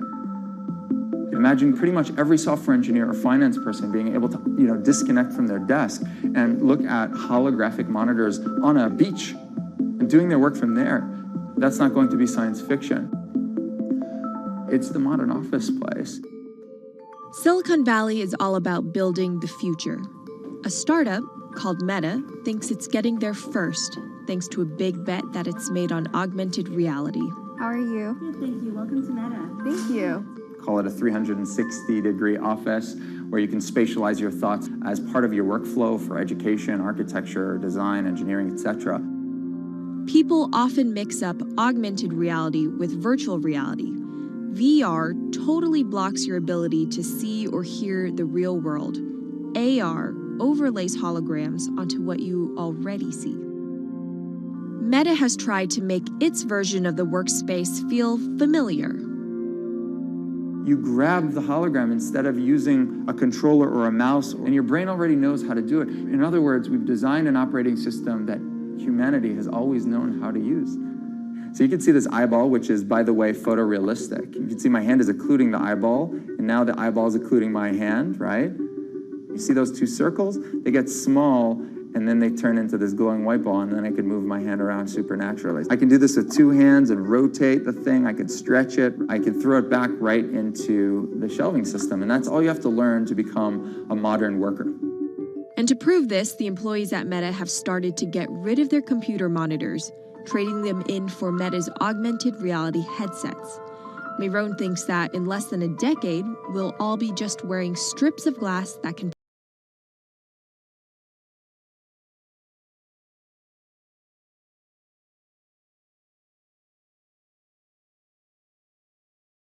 In the 80s, everybody had computers on their desktop, but no one was using them because they had a lot of work to do. So they were still using typewriters. And at some point, the CEO took all the typewriters away and everybody was forced to use their computers. So it's very exciting to see a new generation of technology, a new paradigm.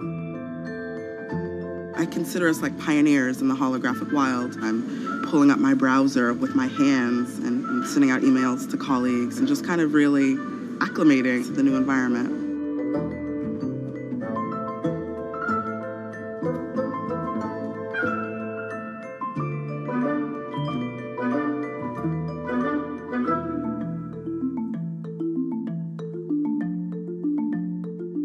Now you're putting on my computer, essentially. Our digital lives live on our phones. We have all of our pictures and notes and all these kinds of things. So, and why don't you write yourself a little sticky note? I like it. And go ahead and just take your fist right over the top of the sticky note and close your fist. And now... Oh, what? Meta's own transition to augmented reality has run into plenty of unexpected problems. And it's still going to be a while before you'll start to see these devices in your office. But I think it's a future worth waiting for. If we could see these holograms between us, we will have been able to share our work with one another more naturally, more efficiently, and more productively than ever before. Humanity will have evolved slightly.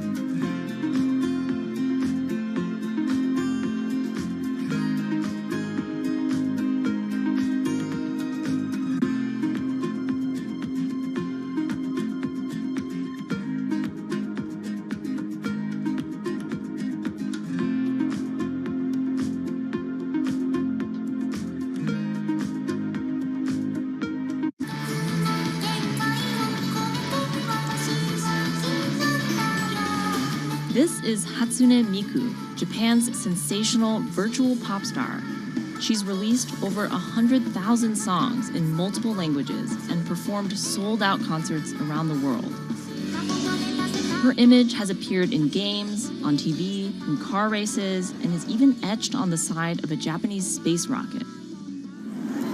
I came for Hatsune Miku, Carlos. She's Lady Gaga's favorite digital pop star and opened shows for her in the US 3 years ago. Tens of thousands of fans attended her exhibition and live shows near Tokyo recently. 理想のアイドルっていうと、どの曲でもミクはすごい綺麗に歌ってくれる。他没有缺点啊，没有任何让我们感到不开心的一些新闻。She's everything to everybody. That's probably why she's so popular. Miku's creator Hiroyuki Ito and his Sapporo-based company have been developing the virtual diva for over 10 years. 初音ミクとは、キャラクターとしてすごく、YouTube とかで検索すると、たくさんの初音ミクが出てくるんですけども、元々の、初音ミクのその原点は歌声を合成する、ソフトウェアなんです。Both the software and character are named Hatsune Miku, meaning the first sound of the future. Originally based on Yamaha's Vocaloid technology, Miku the software has a sound bank containing voice samples and a huge array of tools. You input the melody and lyrics, then Miku the character sings them.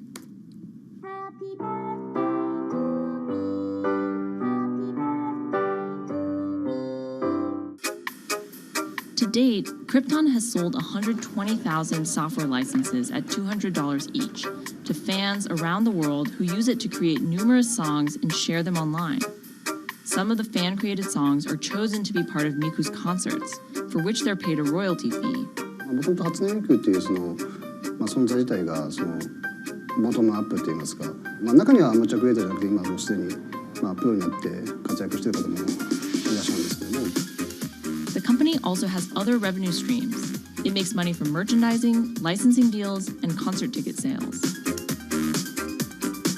According to the real-life musicians who perform with Hatsune Miku, the virtual pop star is interesting and surprising. 今年で3年ぐらい、ちょうど3年ぐらいやってきて、ライブも数十本、数百本だったので、そういうことが演奏によって起こせるためのそういう器みたいな感じになってきて、初音ミクらしさって僕はあんまりない。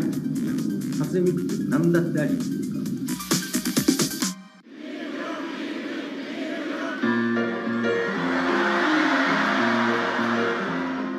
For Ito, Miku has the potential to change the way we think about music.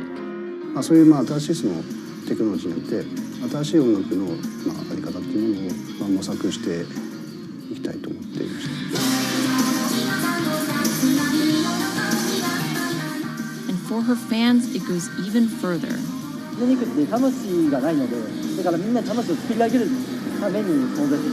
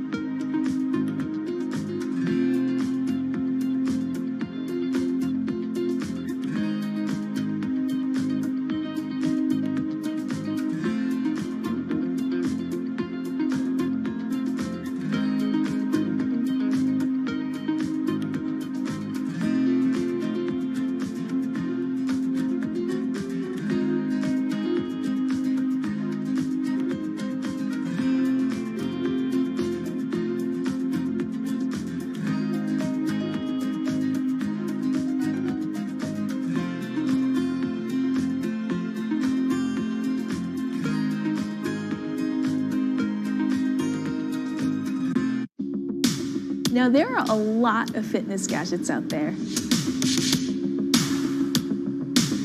In my quest to get fit, I tested 17 of them over the last few months.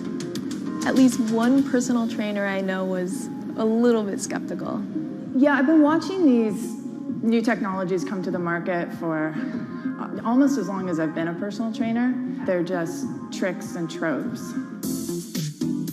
They're not much different than the Bowflex machines or, to be honest, the original Jane Fonda workout video. But some of these gadgets that are just coming to the market do so much more than what they used to do, just tracking your activities. Out of all of them, this chest strap was my favorite. It comes with a robot coach that points to the future, one where you might not need a human trainer at all. And it works like this. You wear the chest strap so that it can read your heart rate, and that connects to Move's free app that talks to you. Welcome to Move Heart Rate Hit Outdoor Running. Let's get moving and warm up in Zone 2. Move's computerized coach tells you what to do at that exact moment, whether you're running outside or you're doing body weight exercises indoors. Swing your arms faster to get your legs moving quicker. Let's crush this round. And by reading your heart rate, she knows exactly how hard you're working. She keeps you honest. Way to go, you are in the target zone. Keep pushing, you're almost at the end of the round. Don't give up. I've been running for 7 years now, and my biggest problem is that I never push myself hard enough. I end up going on the same slow, comfortable 30-minute jog, but the Move HR Burn blasted me out of that rut. By the end of these half-hour exercises, I was drenched in sweat in a way that I never am when I work out alone. Training with a real person is great, whether that's your group instructor or your coach or your personal trainer. But humans, they're expensive. For the rest of us, this $60 gadget is all you need.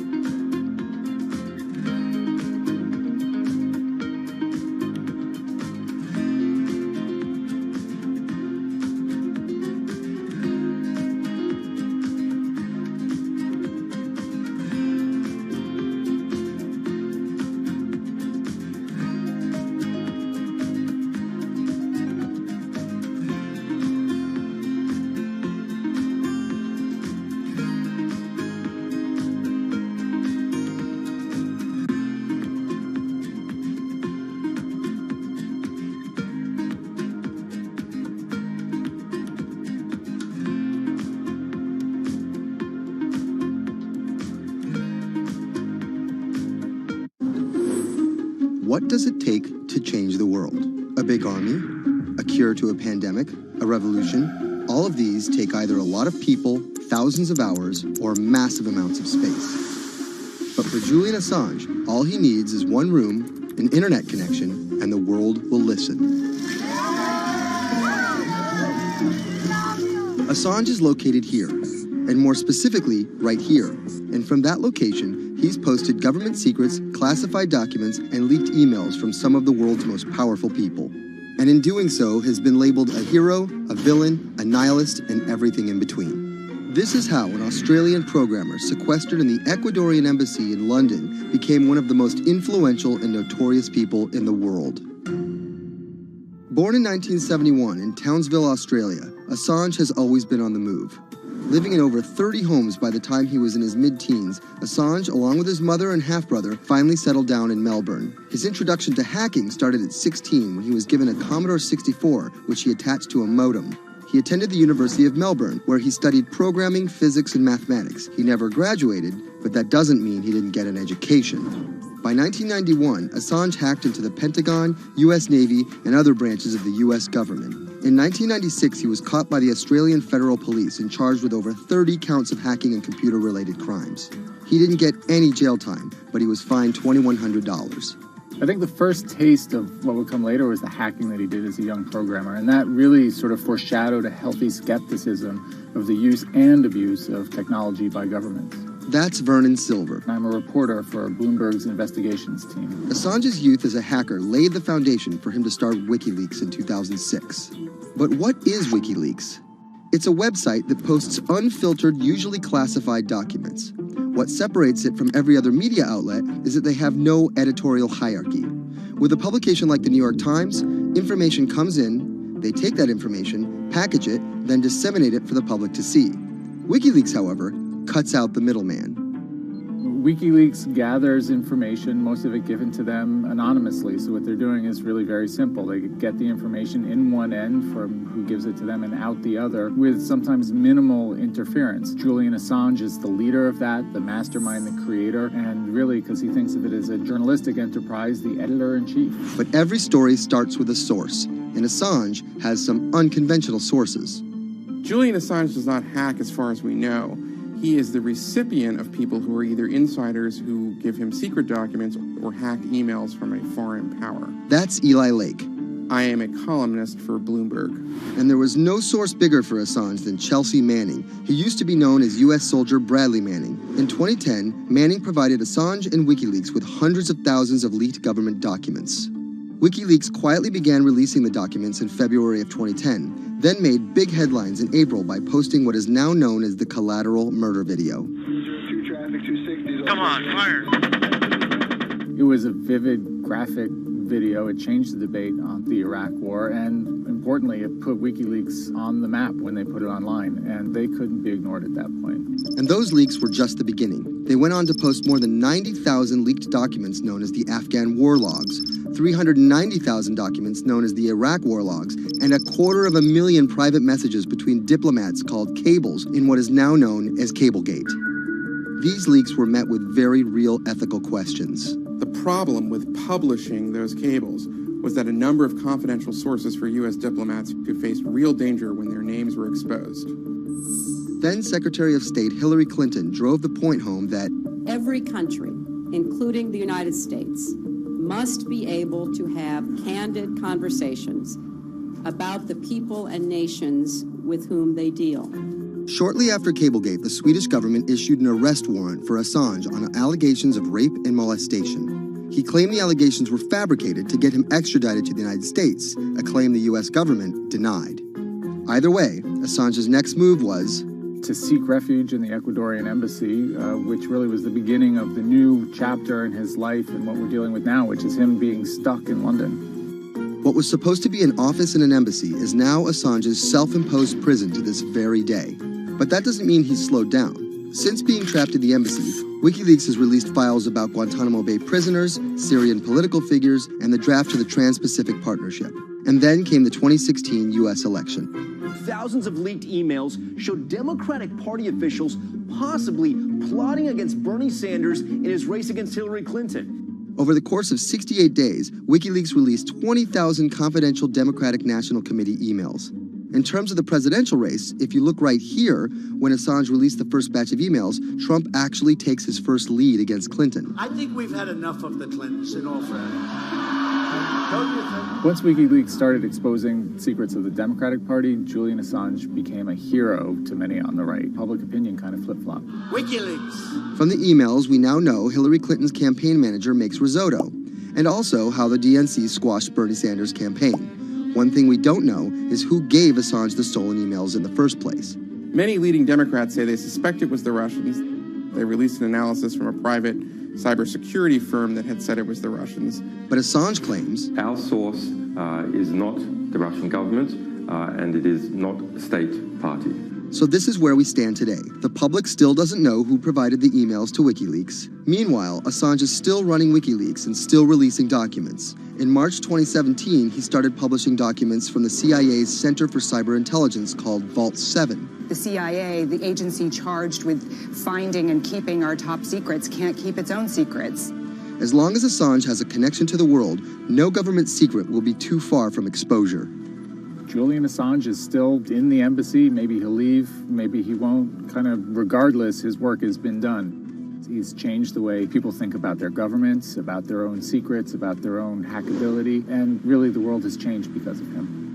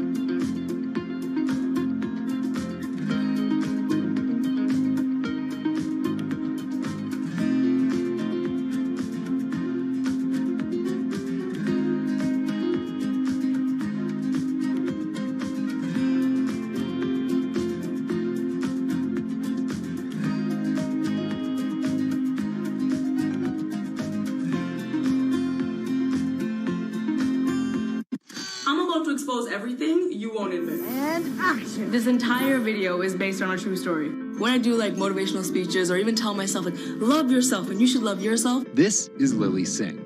But to fans all over the world, she's the YouTube star Superwoman. What if everyone's a girl? Superwoman. I know we can change the world for the better, one positive day at a time. My parents now know what I do. They didn't know what I did for a long time in the beginning of my career. I was just making videos in my room. They had no idea. Mom, Dad, have you seen my keys? I can't find them anywhere. Because you're always on phone. Until someone called them, like a family member from another part of Canada, was like, Canada, is your daughter making videos? And the mom was like, I don't know, Lily, are you making videos? Just making videos grew into an entire career. Today, Lily's YouTube channel has some 12 million subscribers, over 2 billion views, and guest stars like Michelle Obama, Dwayne "The Rock" Johnson, and Seth Rogen. I think a lot of young girls are raised to believe that you're going to go to school and then graduate and then get married and then get a job and have kids.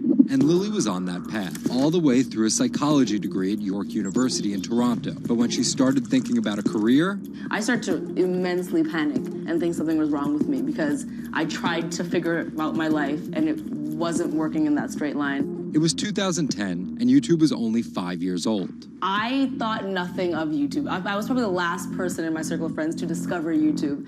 And I remember when I did, I thought, this is so strange. There's people making videos in their rooms, and other people are watching them. So she figured, why not give it a shot? I one day posted a video because I was sad, and I wanted to be creative and happy. She didn't know how to edit video or write scripts, so she winged it. It was so bad and so cringe.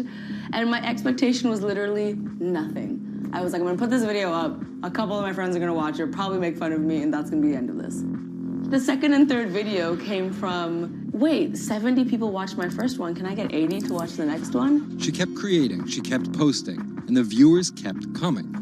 Lily had found an audience. A lot of the comments were, oh my God, there's a brown girl on YouTube. More specifically, Indian. Lily's parents immigrated to Canada from India, and Lily was born and raised in Scarborough, near Toronto. My home life was awesome. My parents, even though I portrayed them to be quite strict in my videos. Oi, Lily, wear the rest of your skirt, huh? I teach you like this, to walk around like this, showing everything to everyone. They actually aren't like that at all. They're pretty modern and pretty cool. Your dress is short. Don't know what for. And were pretty lenient with me. I mean, I got away with a lot of things. I was a brat. I was a brat. She had a different idea of what she wanted out of life than other kids. In a grade school graduation slideshow, her classmates said they wanted to be lawyers and doctors. And then I came up and I was like, rapper. Making out with your friends, man. But then you say that you hate hoes. I could just feel my parents being like, why? Because that's just not something women really did in the Singh family. I know there was a ton of people that weren't happy about my birth being a female, so I think, and that's some real-ish, but it's a real thing. The best thing I could have done to prove to so many people that didn't want my mom to have a daughter was to become Superwoman. What if everyone it's a girl, Superwoman? It was the name of Lily's favorite hip-hop song by Lil Mo featuring Fabulous. I love the song so much because it was one of the only songs at the time that was an empowering female song, where Lil Mo's going on about, like, I will save guys with my superpowers, and I will save girls with my superpowers, and I am the Superwoman. I thought, this name that I've had for so long that empowered me when I was younger, I'm gonna make this my screen name. Maybe there should be a new series. Superwoman didn't just burst onto the scene overnight with a viral video. It was a steady climb fueled by hard work. The moment that I thought this is going somewhere and this could be a career was the first time I performed internationally. It was in India. And it was the first time where I was truly across the world and people knew my videos. Singh has transformed herself from a bratty kid to an internet personality to a media mogul. She starred in a feature film, A Trip to Unicorn Island, in 2016. And her book, How to Be a Boss, hit the New York Times bestseller list in 2017 while she was on a 30-city international tour. Lily started out with the goal of getting millions of subscribers and financial security. Hurry the hell up! But after surpassing those goals, success has new meaning. I've really come to terms with the fact that my definition of success is what's the best legacy I can leave behind. And it's not the number of views and the number of subscribers. It is the number of people that can say, this girl changed my life or changed something in my life positively.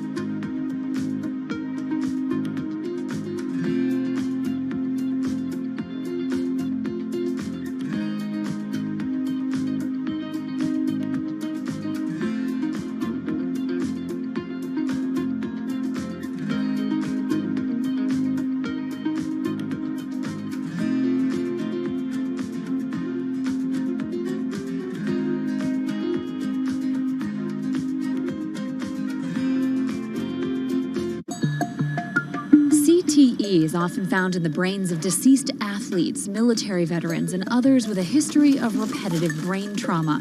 Hundreds have donated their brains to the VA Boston University Concussion Legacy Foundation Brain Bank. This is a former NFL player who died in his early 70s, and this is a veteran who also died in his early 70s.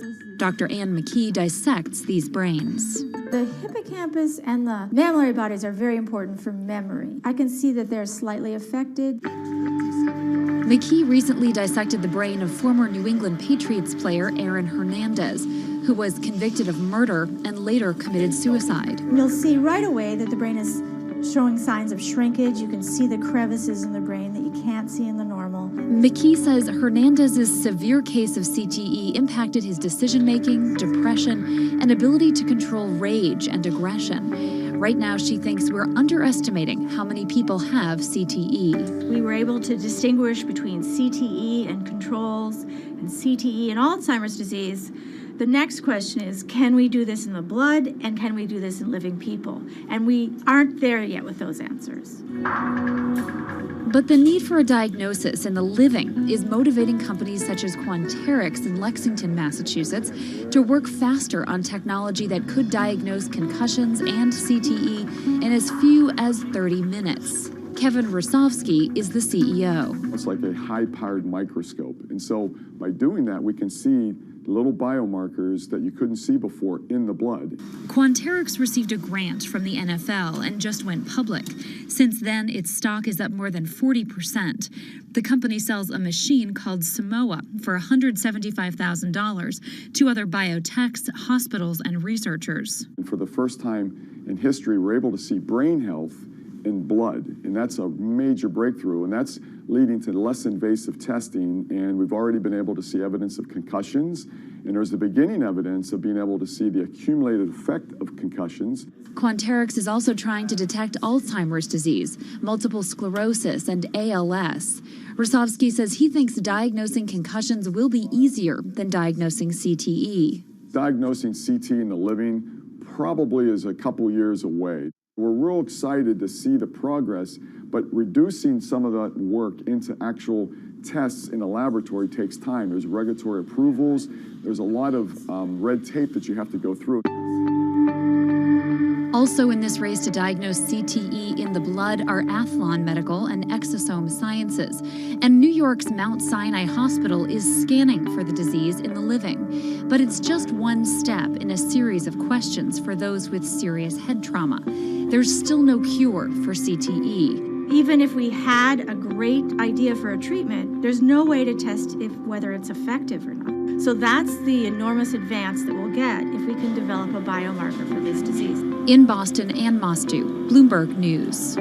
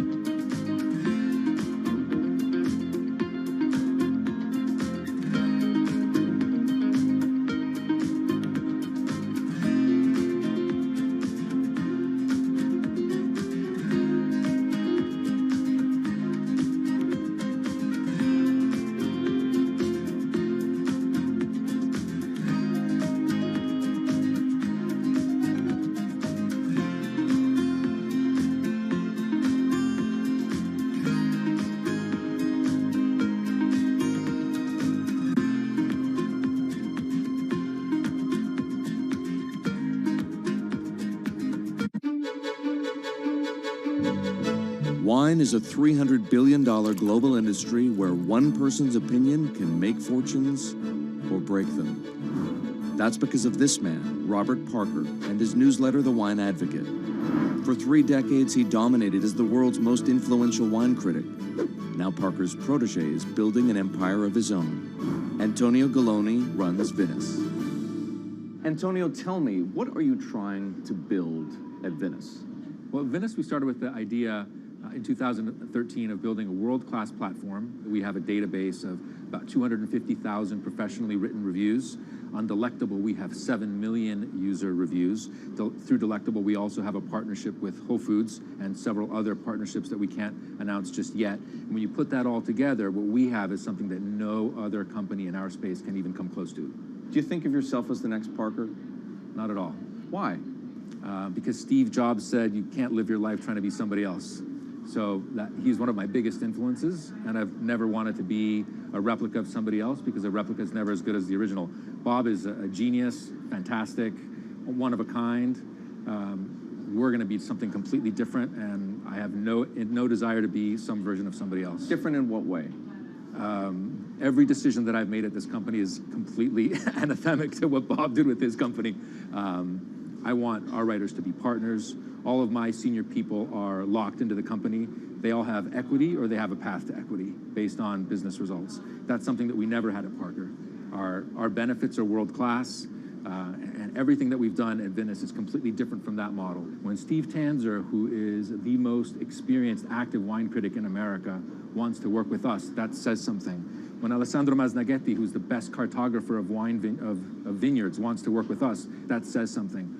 When Neil Martin, who's a superstar wine critic with enormous experience in Bordeaux and Burgundy and the former lead critic at The Advocate, wants to come and be part of our team, that says something. You make it sound like The Wine Advocate was a disaster as a company and a miserable experience as an employee. No, it was great because I got to work with Bob Parker when he was at his prime, you know, and Bob was like a second father to me, and we talked on the phone all the time, and he gave me great advice. Can anyone's palate dominate the wine criticism business the way Parker's did? And should anyone's palate dominate it the way his did? I just think the world is very different today. You know, it's just a totally different world. It's probably not healthy to have a single person dominating the world. It's not even wine criticism, it's the wine industry. Yeah, that's probably not the healthiest thing in the world. But I think that there's just such an opportunity right now with social media and technology to reach such a massive number of people that I think it's possible that 1 or 2 people will actually have more influence than Bob Parker did, because they will, again, this goes back to your first question, not trying to be a version of somebody else. You see this in sports all the time. It's like, oh, well, nobody will ever beat this record. And then somebody comes along, you know, it's like tennis, Pete Sampras. Nobody's ever going to win as many Grand Slams. Now you have 2 guys who are ahead of that and 1 knocking on the door. And so I think a lot like that. You're a former investment banker.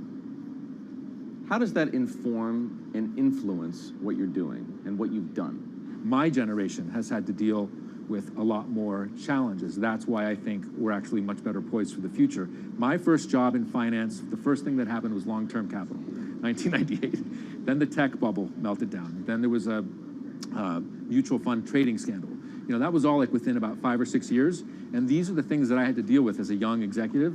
My peers who were 20 years older didn't know how to manage in crisis. They'd only seen Black Monday.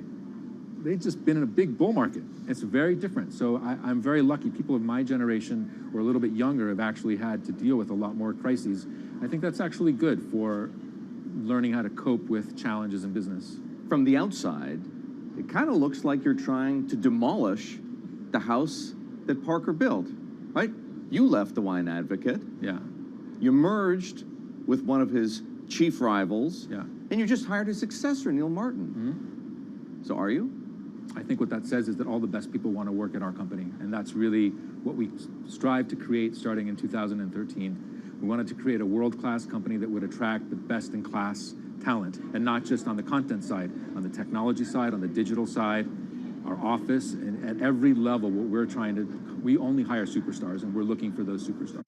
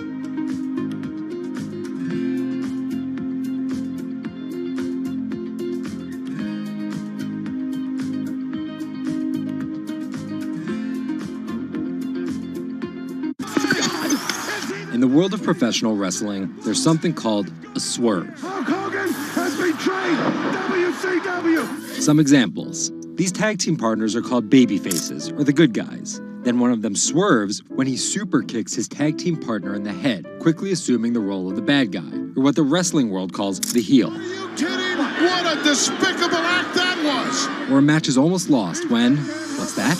The superstar wrestler appears out of nowhere sprinting down the aisle to save the match. That's the Warriors music!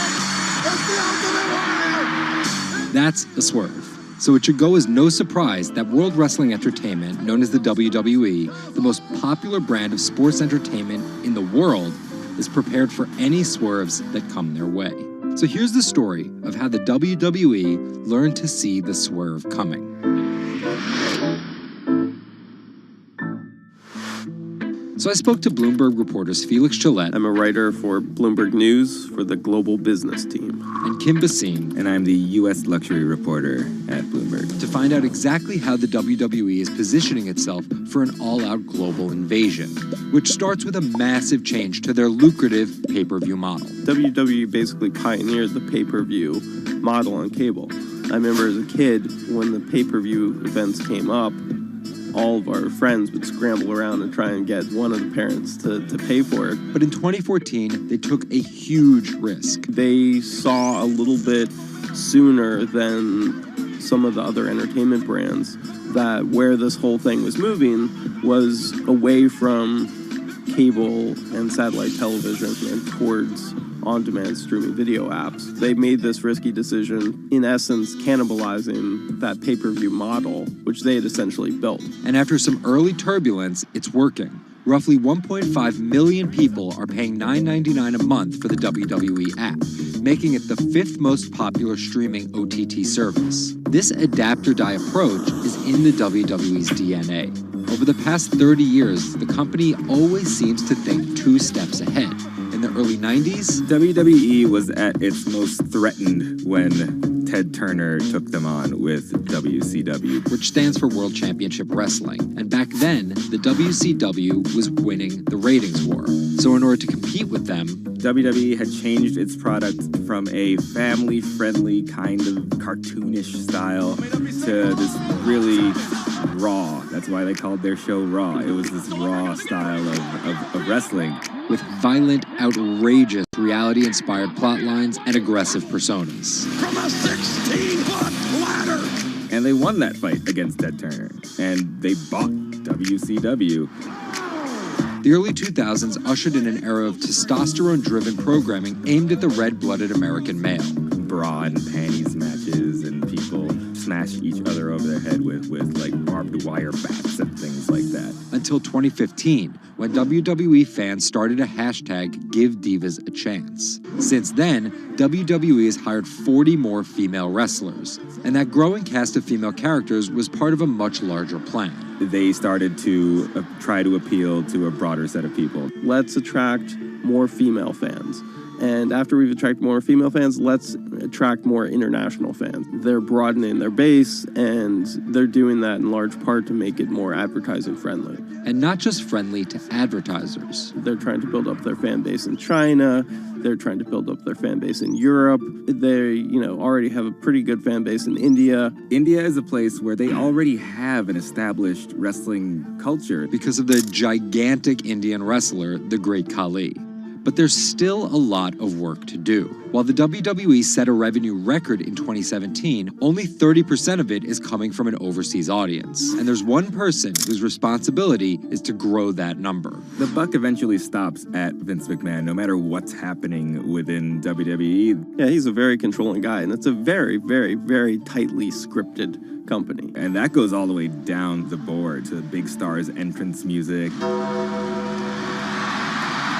And their outfits and things like that. So with a CEO like McMahon always planning 2 moves ahead and an aggressive push into multiple international markets, a big issue is money. It's hard to do all those things simultaneously without committing a huge amount of capital to it. And that's where the WWE becomes an attractive company for buyers. Potentially, one thing that could happen with WWE is they could benefit by being acquired by a bigger technology or telecom company, an Amazon or Facebook Microsoft or a 21st Century Fox. So with a market cap of $2.8 billion, the advantage of owning 100% of their own content, and a rapid consolidation spreading throughout the entertainment industry, it looks like the WWE is well positioned, even if there are swerves ahead. Our world is changing. Every day, it changes a little faster. Some changes are too small to see. Others, too big to handle. Sometimes, change feels slow. So slow, we don't even notice. Other times, it happens all at once, and we can't keep up. For our climate, change means many things. And between too small to see and too big to handle, there is a whole world of difference. The clock is ticking. This is Bloomberg Green. Saving the seas. This week, the deep-sea diver who stopped writing the ocean's obituary to find a solution. Enric Sala tells us why the next 10 years matter most. And globalization needs to get greener. Shipping accounts for nearly an eighth of all transport emissions. How can the industry clean up its act? Plus, protecting coastlines comes at a huge environmental cost. But one Israeli startup found a way to keep the sea out and the animals in. From London, I'm Anne-Marie Hordern, and this is Bloomberg Green.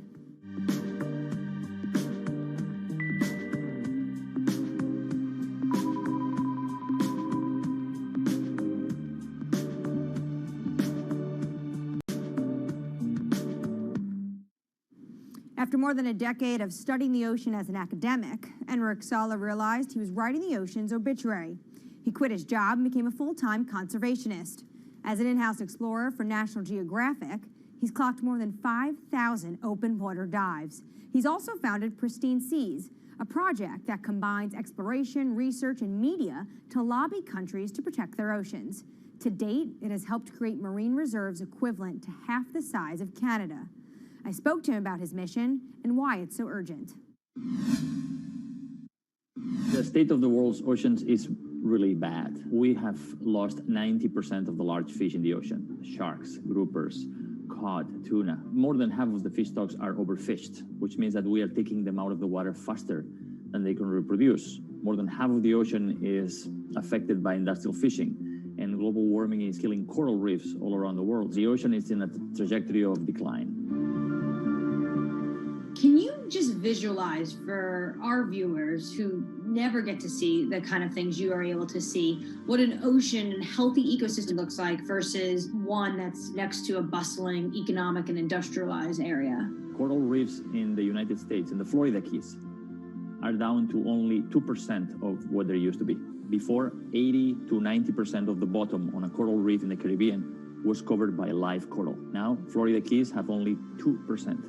The average in the Caribbean is about 5% of the bottom covered by live coral. The rest is covered by slime and seaweed. And most of the fish you can see are this big. And it is very, very rare that if you jump into any place in the Caribbean at random, you see a shark. It's very, very rare. Now, let's go to Millennium Atoll, for example. An atoll that is uninhabited and fished south of the equator in the Central Pacific, belongs to the Republic of Kiribati. 2009, we conducted the first underwater expedition to this island, and I still remember the first time. Jumped over the side of the boat, and as soon as the bubbles cleared, I was surrounded by 15 gray reef sharks. After a couple minutes, the sharks decided that we were boring, and they went back to do their thing. And you look down, 90% of the seafloor is covered by thriving coral, and it's full of fish, and a sea turtle comes by. Now, this abundance that we rarely see anywhere except in well-managed marine reserves. This is what the ocean used to be like, and this is what we have learned from going to these pristine places. And you write in your book that you're writing the obituary of ocean life. What's the cure? The cure is doing less harm. Basically, there are three things that we are doing to the ocean. One is we are taking fish out of the water faster than they can reproduce. Two, we are turning the ocean warmer and more acidic because of man-made climate change. And three, we are throwing in everything that we don't want, our waste and our plastic. We need basically to reverse these trends. Does this mean that a lot of this falls to governments and their policies? That's a big part of it, because it is governments that regulate fishing and mineral extraction and oil extraction. It is governments that have the legal authority to create large marine reserves in the ocean. But also, local communities have an important role to play because some of the most successful protected areas in the ocean are community-led and community-managed marine reserves. So when the fish come back, the divers come in. And that creates huge economic opportunities through ecotourism. These areas that are managed by communities are very successful because the communities have a vested interest in having as many fish as possible inside them so they can enjoy the benefits. What from the pandemic has changed your view when it comes to protection of the environment? Nature has given us a very strong signal of how fast it can recover if we just give it space. Everybody was fascinated by all these videos of the whales and the dolphins coming into marinas and mountain lions on the streets of Santiago in Chile, wild goats in the UK. Nature has this extraordinary ability to bounce back if we just give it space. This is why we need to protect at least 30% of the planet by 2030. How do healthy marine ecosystems help in the fight against climate change, though? Most people see the ocean as a victim of climate change, but the ocean can also be a solution because we know that the more life that is in the ocean, like big fish and big whales, the more these organisms help to make the ocean productive and absorb more CO2. The kelp forest, seagrass beds, all of these are important ecosystems in the ocean that are similar to the forests on the land that capture a lot of our carbon pollutions. What are you most excited about in your field? We have 10 years to fix this problem. Global fisheries catch is going down, stocks are collapsing. Business as usual means that by 2050, 90% of the coral reefs are gone, that most commercial fisheries have collapsed. That affects food security, that affects migration of people. We have 10 years to get to peak greenhouse gas emissions and then go carbon neutral by 2050. And we have 10 years to protect at least 30% of the ocean so we can restore much of this health and productivity, not just for saving biodiversity, but also saving our life support system. We are not talking about something that is apart from us. We are not apart from nature. We are a part of nature. So these 10 years are probably the most critical in the history of humanity. The most accurate measurements of changing oceans will come from space. While Enric Sala explores what lies beneath, a new satellite is giving us data from above. We'll learn more about our oceans and climate change, but from space. A new satellite's been launched from California. Its mission: track the accelerating rise of sea levels. Well, the main instruments on board include a dual-frequency radar altimeter. And this is the primary instrument of the mission, and that's the one that's measuring sea surface height, significant wave height, and wind speed over the ocean. And from those measurements, we can actually have the superb measurements that we expect of sea level rise. Data gathered from Sentinel-6 will be used alongside information from other satellites to build as complete a picture of the oceans as possible. With a long record, we can precisely measure the acceleration. We eventually can detect new regime, tipping points. For example, if there is a runaway in the melting of Greenland or Antarctica, sea level will record this runaway change because it is an integrator of all changes that are occurring in the climate system. So we will be able to see some change, big change in the global climate. The National Oceanic and Atmospheric Administration expects that sea level rise will increasingly threaten U.S. coastlines. One example, the southern tip of Manhattan is expected to flood 20 to 40 times a year by 2030. 11 of the 15 largest megacities are located at the coast, and this number will double. The number of people living in coastal area will double by 2060. So, knowing how much sea level is rising at the coast and how much it will rise in the future in coastal areas is as obvious. It's obviously a major goal for human beings. Coming up, from sails to steam to oil, the shipping industry is no stranger to change. But how will it navigate the next transition? This is Bloomberg Green.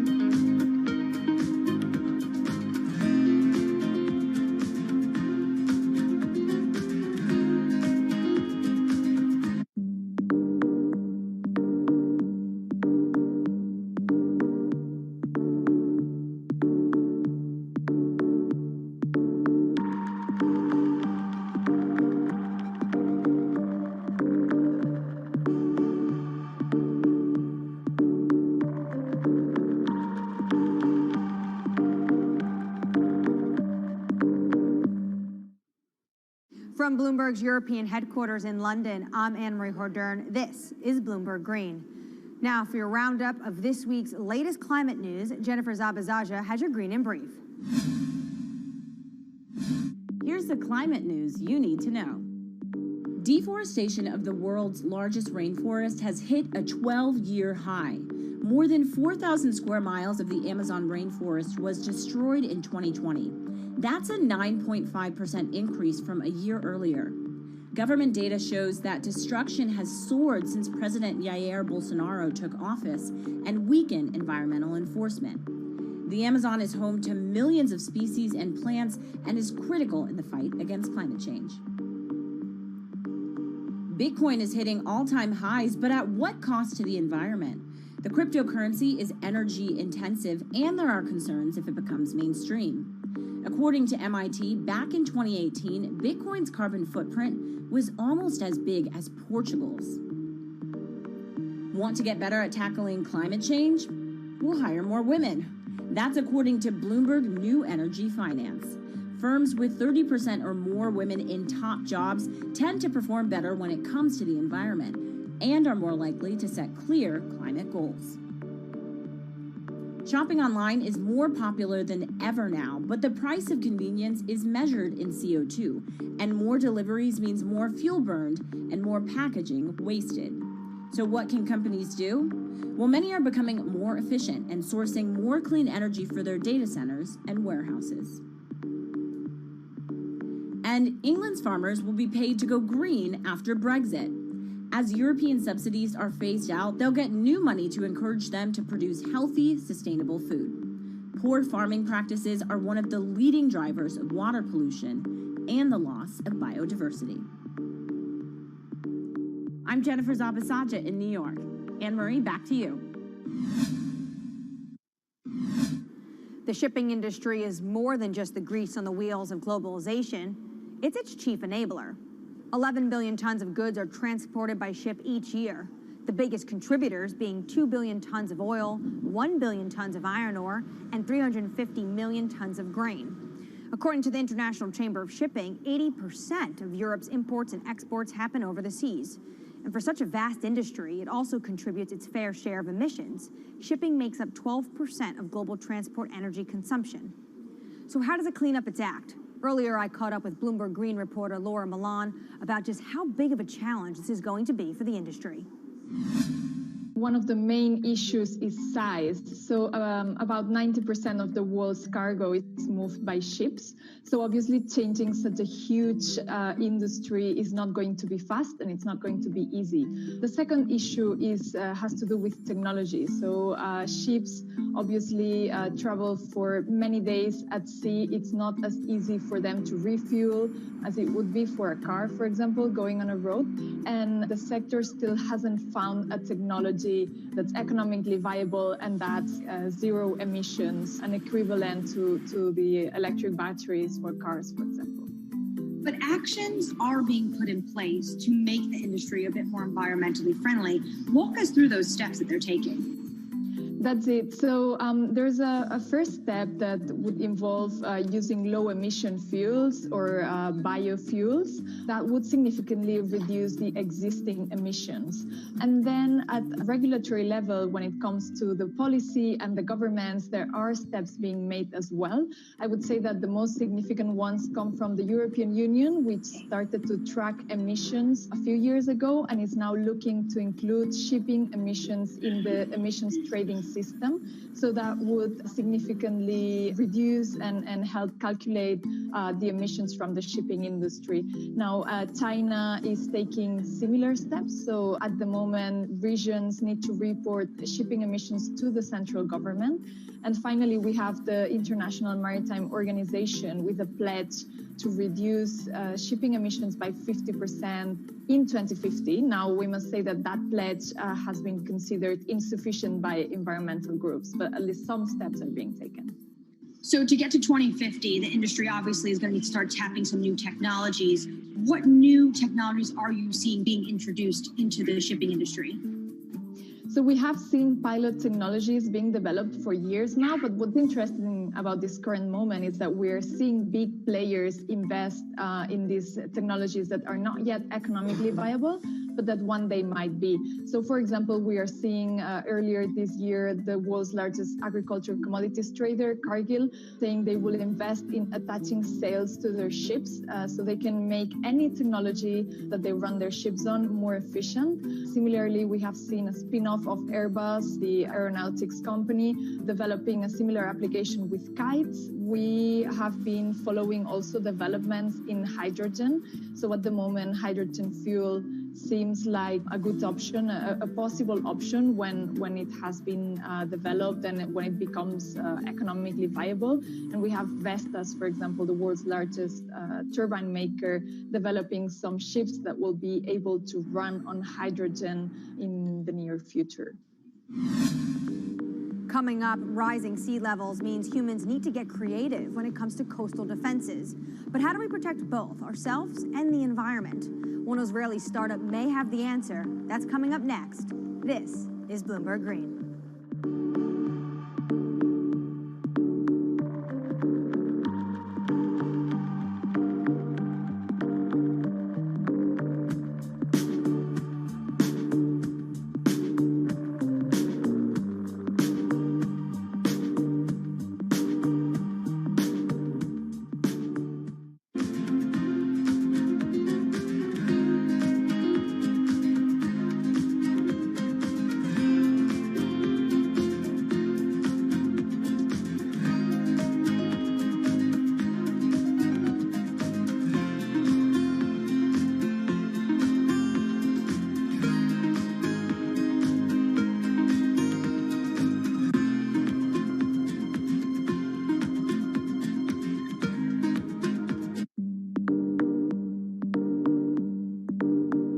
In London, I'm Anne-Marie Hordern. This is Bloomberg Green. After water, what's the resource that humans use the most?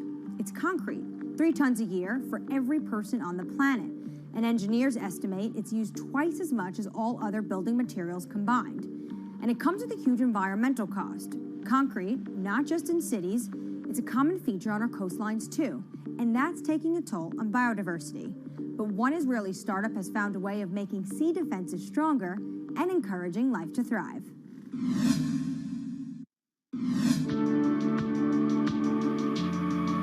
If you take a look at concrete structures like breakwaters or seawalls, the water around them is often clear. That's not actually a good thing, because it means there's no life. Marine species are actually most abundant in coastal areas, but it's also where us humans prefer to live too. So when we build here, we drive away marine life. The concrete in the marine world has a lot of additives, a lot of chemicals, and some of those materials are actually leaching out, and they're actually prohibiting marine life to thrive. If we keep developing without any regards to natural communities, there is a tilting point from which beyond we cannot really go back.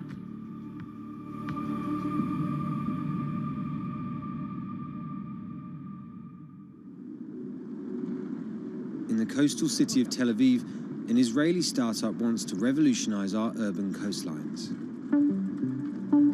Their sea defenses are transforming lifeless man-made structures into teeming ecosystems.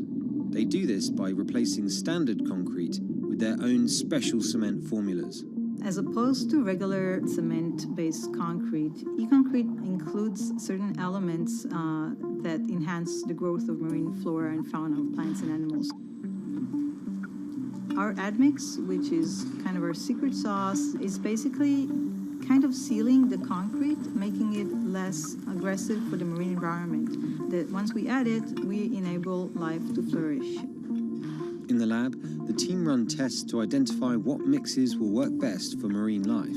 So we take really ice cube-sized concrete slabs of different compositions, and we put larvae, 20, 30, 50. We need to have a lot of replicates. We're geeky scientists, so we have to have a lot of replication and controls.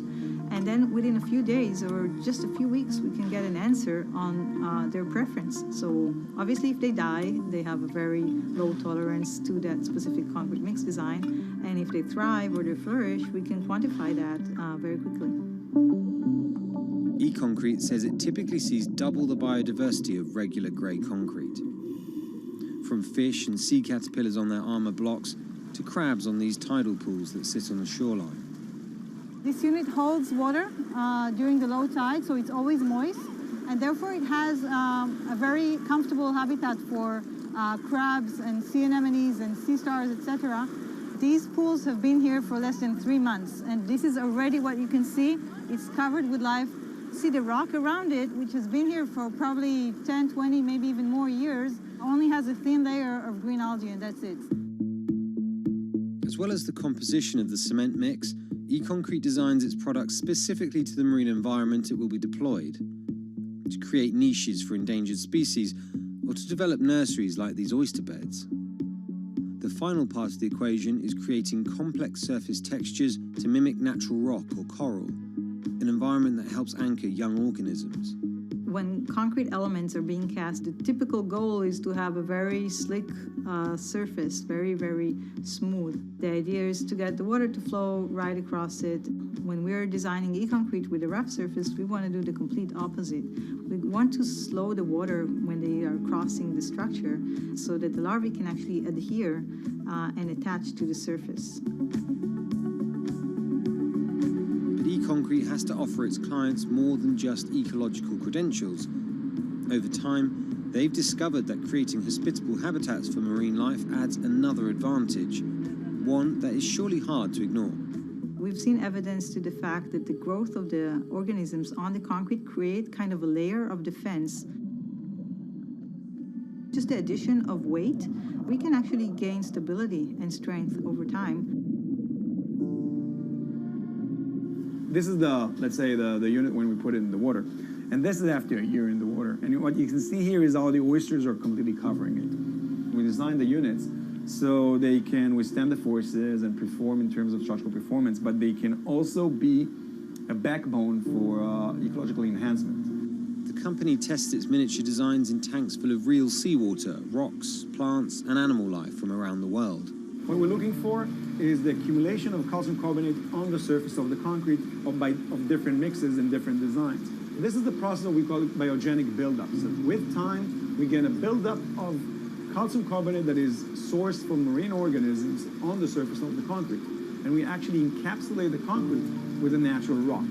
So when the organism dies, in the case of a coral, it will die, and then another coral will sit on it, and that's how a reef is growing. The hope that our man-made structures could become stronger over time also means better economics. The units require less maintenance and could therefore stay in the water for longer. E-concrete, though, is just a few years old, so it needs more time to really quantify the longevity of its products. But the company are certain their products are better for the environment, and not just in terms of improving biodiversity. We're kind of trying to offset some of that immense carbon footprint of the concrete industry. Construction is responsible for about 11% of global carbon emissions. By adding a biological crust to their products, e-concrete prevents some CO2 from being released into the atmosphere. For every kilogram of calcium carbonate being created by those marine organisms, we're offsetting 120 grams of CO2. So think about building a port infrastructure or a city waterfront that is an active carbon sink. I think that's a great advantage of the technology.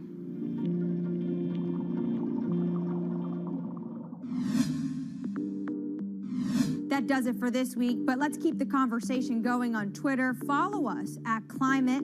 I'm Anne-Marie Hordern, and this is Bloomberg Green.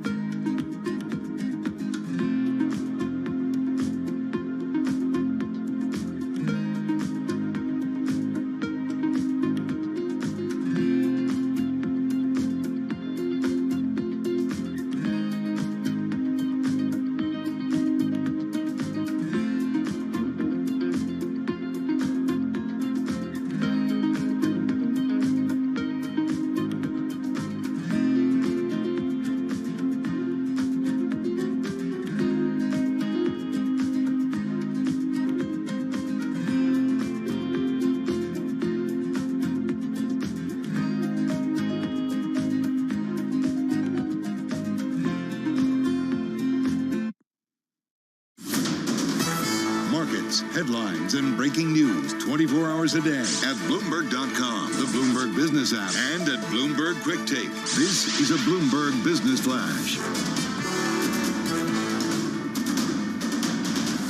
From Bloomberg World headquarters, I'm Charlie Pellet. Choppy session. We've got the Dow, the S&P on the minus side. NASDAQ pushing higher. Volatility gripping markets. Investors bracing for a rebalancing of the S&P 500 and the expiration of equity derivatives. Stock moves being magnified by intense activity in options trading, potentially making today one of the busiest days of the year. Right to the numbers, because we've got NASDAQ up 73 now, up by about 0.5%. Has been all over the place today. Lower last update, but right now higher by 70. The S&P down 14, drop now of 0.3%. The Dow remains lower, down 314, a drop there of just about 0.9%. The Nasdaq 100 index up 0.2%. The Russell 2000 up 1.4%. 10-year up 1/32 with a 10-year yield right now 1.40%. Gold up 0.2%, up $2.85 the ounce to $18.02. And West Texas Intermediate crude oil is down 2.4%, $70.66 a barrel. Airline stocks are all moving higher today, but they have been under pressure amid rising COVID case counts. And Helene Becker, senior research analyst at Cowen & Company, told us this morning on Bloomberg Surveillance, a lot of the bad news around the airlines has already been priced in. We saw record Thanksgiving traffic. Domestic leisure is above pre-pandemic levels. Pricing is above fourth quarter 19 levels. We are going to see very strong revenue this quarter, and it's going to be partially offset by inflationary pressure in wages and fuel for sure. But fuel costs aren't even as high as we thought they were going to be, so they've come down a little bit. Cowen's Helene Becker. Among some of the airline names, UAL up by 3%, American Airlines Group up 3.7%, Delta up 3.2%, Southwest up by 1.2%. Stocks mixed, S&P down 0.3. I'm Charlie Pellet. That is a Bloomberg Business Flash. This is Bloomberg Business Week. Insight from the reporters and editors who bring you America's most trusted business magazine. Plus, global business, finance, and tech news as it happens. Bloomberg Business Week with Carol Masser and Bloomberg Quick Takes Tim Stenovic on Bloomberg Radio. Live from the Interactive Brokers Studio in New York, streaming on YouTube. It's Friday, December 17th, 2021. I'm Tim Stenovic. Carol Masser is off today, so joining me this afternoon is Bloomberg cross-asset reporter and Quick Take anchor, Katie Greifeld. Katie, how are you this afternoon? I'm great, because I get to hang out for 3 hours. Oh, nice. Well, that's a good way to start the program. Well, the word of the day is volatility, thanks to a rebalancing of the S&P 500, the expiration of equity derivatives. We're going to talk about that in just a minute. The virus also top of mind, at least for those of us who are here in New York. Katie, feels like things are a little quiet in New York City right now. I am getting some extremely weird deja vu, too. I don't know, the start of the pandemic times is very bizarre. Well, it could be because daily new cases in the city are spiking to levels not seen since last April. We're seeing a spike around the country as well, all this ahead of the holidays. More on that in a few minutes. We're also going to get an update from the Elizabeth Holmes trial and a deep dive into McDonald's and how it's settling with black franchisee owners who say that they were blocked from the best and most profitable locations. We're also joined by a trio of CEOs on this Friday afternoon. One from the crypto firm Grayscale, Michael Sonnenschein. Also the rewards and credit building startup for renters, Pinata, the CEO of that firm, joining us. And David Barrett from Expensify, which just reported third quarter earnings yesterday. All that and more over the next 3 hours. First up, though, let's get to the Market Drivers Report. Joining us in the Bloomberg Interactive Brokers Studio is Kriti Gupta, Bloomberg Markets correspondent for Bloomberg News. Also joining us on the phone, Gina Martin-Adams, Chief Equity Strategist. She's joining us from New Jersey. Kriti, I want to start with you. How do we make sense of today's trade? Volatility. Volatility, man, I was hoping to start with Gina. I could have ridden those coattails there. But yeah, I mean, volatility is absolutely true. You do have triple witching today, so that is adding to some very heavy volume at a time when you are kind of going into holiday trading. So you do have light volume, though. What's catching my eye, though, today is the fact that the NASDAQ is outperforming, up 0.4%, but also so is the Russell 2000. And that is a dynamic I think we haven't really seen often since 2020. And to me, when I see the NASDAQ up and the Russell 2000 up, but say the S&P 500, the Dow down, immediately I think momentum play because you have these kind of essentially, I don't know what a synonym for momentum is, but essentially these names that kind of rally or tend to rally pretty well. And this used to be something that happened in 2020. I am not talking about AMC yet, but we can get there, Tim. I'm talking about, your big tech players, which have really been under pressure in the last couple of days. But today, it doesn't seem like tech or the Russell, for that matter, is reacting to, say, Fed hikes or anything like that. Instead, tech seems to be moving actually with bond yields rather than against them. But the only reason I say AMC is because it is in the Russell 2000, the second best performer, higher by 22%. All because of Spider-Man? Did you know this? Well, it's debatable, I think, because that news came out really early and the stock just moved higher all morning. Gina, I am so happy you're here because I do want to talk about the Fed. I've been watching the lines move all week, and I'm hoping you can help me make sense of it because it felt like the Fed's hawkish pivot was bullish for about 18 hours, and then the script totally changed. I would love to hear how you're thinking about it. Yeah, I think it really is about the market's ongoing struggle with the reality that growth is slowing, but inflation is still much faster and hotter and stickier than anybody had anticipated. And that combination creates a lot of bizarre impacts. So we've got significant sector leadership confusion that has bubbled up to the surface over the course of the last 2 or 3 months. We've got a lot of factor leadership confusion. What we are seeing consistently is low volatility stocks outperforming high volatility stocks for the most part. We're seeing the S&P 500 continuing to sort of butt up against a ceiling that has been in place since October, and we're seeing the Russell 2000 hold its lows.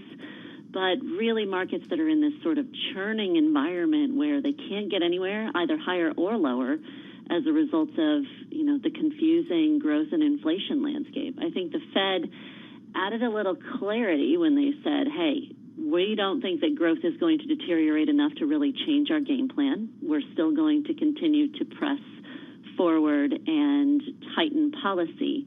And that clarity in and of itself was, maybe gave us a little bit of a better feeling.